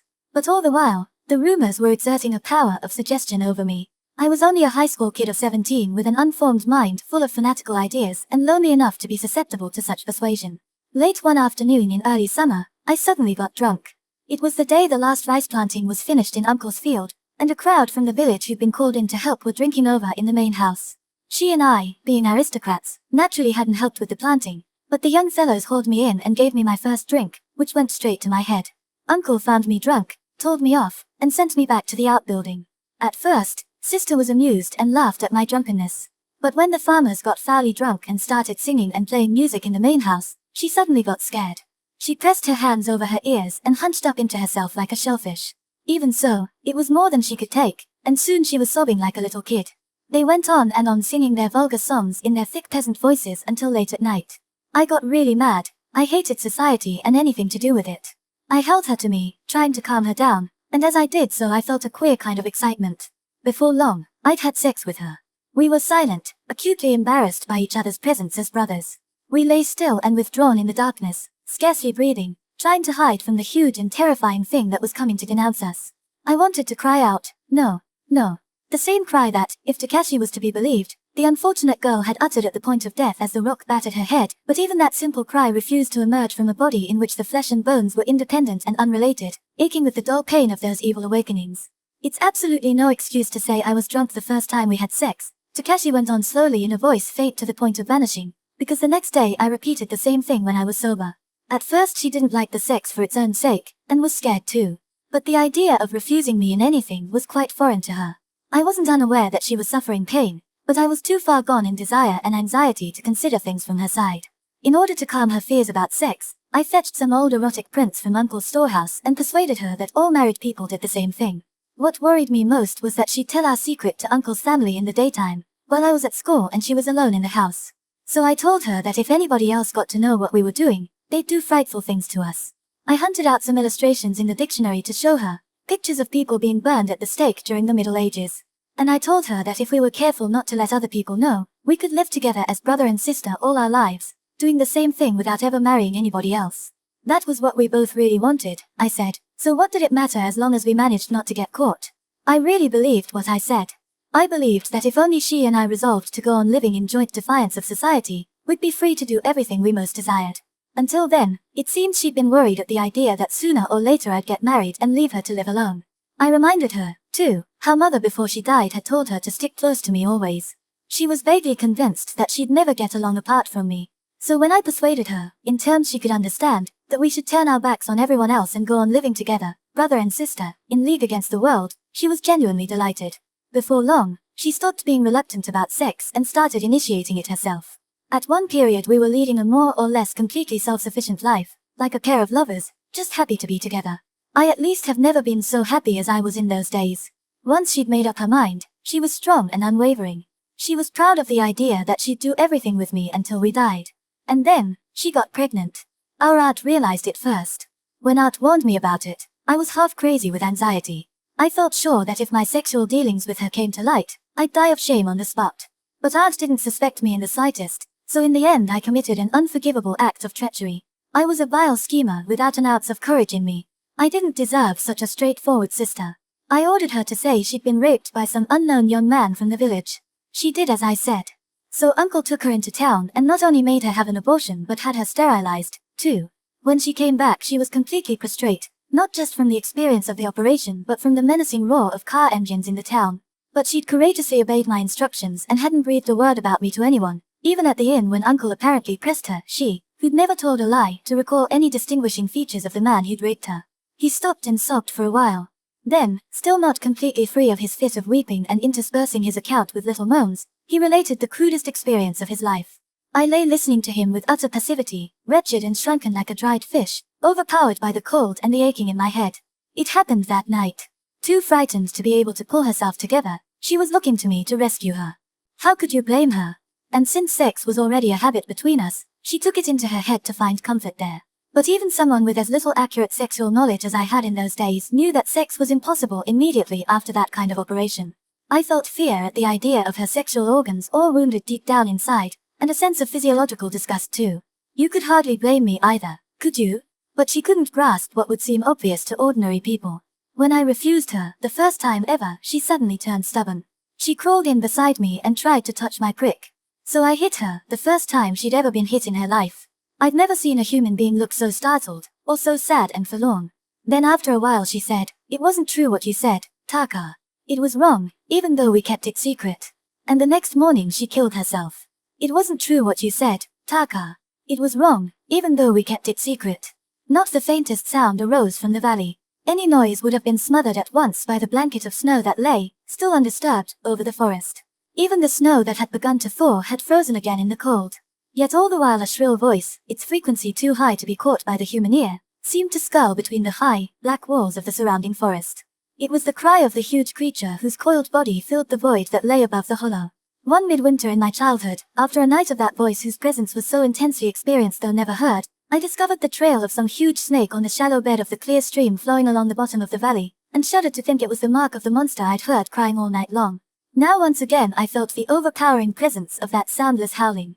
Growing used to the dark, my eye detected in the faint light from the window all kinds of vague black shapes looming about me. The whole interior of the storehouse was crowded with apparitions like serried ranks of dark, dwarfish Buddhist images, all whispering to each other. We heard. I was seized with a sudden, uncontrollable fit of coughing. It felt as though the membranes of my throat, my bronchial tubes, even my lungs had suddenly erupted in a crimson rash. I had a fever. That was why I'd felt the flesh and bones of my whole body dismembered and plagued with sharp pains. I had barely recovered from the fit of coughing when Takashi, who showed signs of recovering at least slightly from the profound prostration of his spirit, spoke to me in a tone of utterly defenseless self-commiseration. Mitsu, as long as you don't interfere, I'm sure I'll be executed even if I survive tomorrow. Either way, whether I'm killed in the lynching or executed, I want to give you my eyes so you can use the retinas for an operation on your own. Then my eyes at least will survive and see lots of things after my death. It would be a consolation just to serve as a kind of lens. You'll do it, won't you, Mitsu? An overpowering urge to refuse shot through my body like a shaft of lightning. The crying of the forest ceased and the small black apparitions filling the storehouse vanished. No, nothing would persuade me to take your eyes, I declared in a voice shaking with indignation. Why? Why not? Why won't you accept them? Takashi shouted in a forlorn voice in which the note of self-pity dried up and was replaced by a growing, desperate suspicion. Is it because you're so angry with me about our sister? But you only knew her when she was a small kid. While I was living with her in someone else's house, you were here in the valley with Jin to do your bidding. And you used the money left to us to go to high school in the town and to university in Tokyo as well, didn't you? If you hadn't hoped the money for yourself, the three of us could have lived together in the valley. You're not in a position to criticize me where she's concerned. I didn't tell the truth just to have you pass judgment on me about her. And that's not what I mean either, I shouted back, cutting short his protest as a new and ferocious excitement started to grip him. To begin with, I'm not prepared, emotionally, to accept your eyes. But on a more practical level what I mean is this. You won't be lynched tomorrow morning, nor is any court going to sentence you to death. It's just your sense of guilt. You're hoping to punish yourself for the incest and the death of an innocent person that it brought about. And you're hoping that the people here will install you among the valley spirits, so that you're remembered as a man of violence. I admit that if that fantasy should become a reality, the two sides of your personality would come together again in death. And in 100 years you might even be looked on as a reincarnation of great-grandfather's brother, your idol. But Taka, though you're always playing at putting yourself in peril, you're the type who invariably has a way out at the last moment. You acquired the habit on the day that sister's suicide allowed you to go on living without either being punished or put to shame. I'm sure this time, too, you'll work some nasty little dodge to go on living. Then, having so shamefully survived, you'll make your excuses to her ghost. In fact, you'll say, I deliberately put myself in a tight corner where I had no choice but to be lynched or executed, but a lot of interfering bastards forced me to go on living. It was the same with your experiences of violence in America. You weren't really committed at all. You merely hoped to find a pretext for carrying on for a while, free of your painful memories. All you did in practice was catch a touch of VD, thereby providing an excuse for not taking any further risks during your stay in the States. It's the same with the grubby little confession you've just made. If I were to guarantee that even that wasn't the absolute truth either, that one mention of it wouldn't mean you're being killed, or committing suicide, or going mad and turning into a monster, don't you think you'd immediately feel saved? It may have been unconscious, but didn't you ramble on so long in the expectation that I'd accept you as you are, along with all your past experiences, thus releasing you at one stroke from your divided state? For example, do you think you'd have the guts to confess again in front of the valley folk tomorrow morning? That would really be taking a risk. But I don't imagine you've got what it takes. You may not admit it consciously, but you're expecting somehow to survive their kangaroo court. If you're sent for trial, you'll implore them to execute you with an air of sincerity convincing enough to deceive even yourself. But in fact you'll be sitting pretty in your cell until investigation confirms that your only crime was mutilation of a body following accidental death. Don't lie to me about giving me your eyes after you're killed, as though you believed you only had a while to live. You know I'd be glad even of a dead man's eyes. You're just playing around with someone else's disability. Takashi raised himself with obvious difficulty in the dark. He set the gun on his knees and, placing his finger on the trigger, turned to face me. I thought he might shoot me, but didn't flinch. I felt too contemptuous of the way he always left himself some escape from any trap he allowed himself to fall into, to be impressed by this sudden bolt into threatened violence. Even the sight of the gun and his small black head swaying in time with his heavy breathing left me untouched by fear. Mitsu, why do you hate me so much? He demanded in a voice tearful with impotent grief, peering impatiently through the darkness to ascertain the expression on my face. Why have you always loathed me? You hated me, didn't you, even before you knew what I did to our sister and Natsumi? Hated? It's not a question of what I feel, Taka. I'm simply giving my objective opinion that even someone like you who chooses to live in pursuit of a dramatic illusion can't keep up the critical tension indefinitely unless, say, he actually goes insane.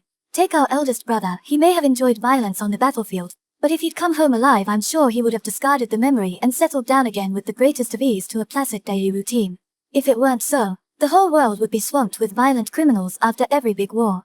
As leader of the rising, great-grandfather's brother, on whom you pin so much faith, was responsible for mass murder, and in the end he even abandoned his comrades to their fate so that he could get away through the forest. Do you think that after that he deliberately plunged into new perils and went on leading a brutal life simply to justify his pose as a man of violence? Well, he didn't. I read the letters he wrote. They show that he stopped being a man of violence. What's more, even in his own mind he lost the enthusiasm he'd had as a rebel leader. Nor was it a case of self-punishment. He simply forgot his experiences in the Rising and spent his last years as a perfectly ordinary citizen. He tried all kinds of feminine wiles to help his beloved nephew dodge the draft, but he failed. And the one-time revolutionary seems to have died peacefully in his bed, brooding mournfully over the fate of that same nephew. No news had come from him since he was sent to fight at Wei Highway. In practice he died a mere sheep of a man, absolutely unqualified to become any kind of spirit. You too, Taka, you won't be lynched tomorrow morning. You'll go down to the valley to have your damaged fingers treated, you'll be arrested, and after being put on probation or serving 3 years or so, you'll take your place again as a perfectly well-behaved, ordinary member of society. All fantasies that ignore those facts are meaningless in the long run. You don't have sufficient confidence in the facts. But you're too old, Taka, to get burned up about heroic fantasies of this kind. You're not a kid anymore. I stood up alone in the darkness and, feeling for the top of the steps with my foot, went downstairs. Behind me, I heard Takashi's unspeakably dismal voice again, and felt that this time I might really be shot, though fear of threatened violence refused to become a reality, and I could only feel the discomfort of the fever within me and the nagging ache in each part of my body. Mitsu, why do you resent me so much? Why have you always disliked me? We two brothers are all that's left of the Nedakoros, aren't we? In the main house my wife was still drinking whiskey, staring vacantly in front of her with eyes already bloodshot like the man-eating woman of Korean folklore. Beyond the open sliding doors, Hoshio lay next to Momoko, fast asleep on his face like a dog that has collapsed of exhaustion. I sat down within my wife's field of vision, took the whiskey bottle from between her knees, drank a mouthful straight from the bottle and had another fit of coughing, but she continued to drift on the stormy seas of drunkenness as though I didn't exist. I watched as tears sprang into her dark, bloodshot eyes and ran down the dry skin of her cheeks. After a while, a shot rang out from the storehouse, its echoes reverberating interminably around the night-shrouded forest. As I ran barefoot across the yard, there was a second shot. Just then, Gai the hermit came rushing out of the storeroom in panic-stricken flight. We all but collided, and started back from each other in fright. At the foot of the steps, I called up to the room above. The light was on now. It's me, Mitsu, came Takashi's voice, calm and psychologically armed once more. I'm testing the power and spread of the different cartridges, ready to do battle tomorrow morning with my imaginary mob. On my way back to the main house, I found Jin's children standing still and silent in the yard and assured them that nothing had happened. My wife was staring fixedly at her glass in which whiskey and water shone with a dark luster, equally indifferent to the shots and my sudden exit, her damp-turned face seemingly turned to bronze. Retrial. Damp, heavy wind that all night long had circled the hollow in the forest came blowing in, forming constant small eddies of air in the cellar where I crouched. I awoke from a short, anguished sleep to find my throat painfully swollen and constricted but my drunkenness gone and my brain, which had been enlarged and feverish before my sleep, shrunken to its normal size, leaving a gap into which gloomy depression had wormed its way. My head was hopelessly, wretchedly clear. With one hand still clutching at the blanket which the instinct of self-defense had kept wrapped round my shoulders and waist even during my dreams, I stretched out the other into the darkness beyond my knees and, groping for the whiskey bottle containing water, took a mouthful. The cold of the water seemed to soak right through to my lungs and my sadly oppressed liver. In my dreams, Takashi had stood in a mist about 5 yards in front of me, still looking like a crumbling red plaster dummy with his upper half split open like ripe pomegranates. Countless glittering pellets studded the sockets of his eyes, transforming him into an iron-eyed monster. He stood at one corner of a tall triangle of which I was the apex. At the remaining corner a bent-backed, sallow-faced man stood watching us in silence. Seen from my present position, hunched so close to the floor that my head was actually lower than my knees, they seemed to be standing on a high platform. I was sitting in the center of the front row of a theater whose ceiling was disproportionately high for its size, and the two ghosts were side by side up on the stage. High above their heads, as though the gallery were reflected in a mirror at the back of the stage, I could see a host of old men in dark suits with hats pulled down over their ears, looking like mushrooms clustering in some dark, damp spot. One of them had obviously once been the friend who painted his head crimson and hanged himself, another the baby who showed no more response than a vegetable. Up on the stage, Takashi opened wide the mouth that with lips shot away was no more than a gaping, reddish-black hole and cried in triumphant hatred, "Our retrial is your trial." And the old men in the gallery, whom I suspected in fact of being a jury organized by Takashi himself, removed their hats and waved them with menacing significance at the great Zelkova beam directly above their heads. I awoke in exhaustion and despair. The place where I now sat motionless, hugging my knees, just as I'd sat that autumn dawn the previous year in the pit for the septic tank in our back garden, was a stone cellar that the Emperor and his men had discovered and begun to rescue from its long oblivion when they came to make preliminary surveys for dismantling the storehouse. The inner space where I sat had an anteroom with a privy and even a well. It would have been possible for someone to live there in self-imposed confinement, though the well by now was blocked and gave off no smell of water, and the privy was unusable, caved in long ago. From both the square holes came the odor of millions of mold spores. There might even be some penicillin among them. I had eaten a smoked meat sandwich, drunk some whiskey, and dozed off where I sat today. If I had tipped over sideways as I slept, I would have hurt my head against the wooden posts, countless as the trees of the forest, that supported the storehouse floor. Their corners were as hard and sharp as ever. It was still the middle of the night. Since early morning, when word had come that the Emperor was making his first personal visit to the valley since the rising, the southerly winds heralding the end of winter had swept the forest and the hollow, and they had raged on unabated into the small hours.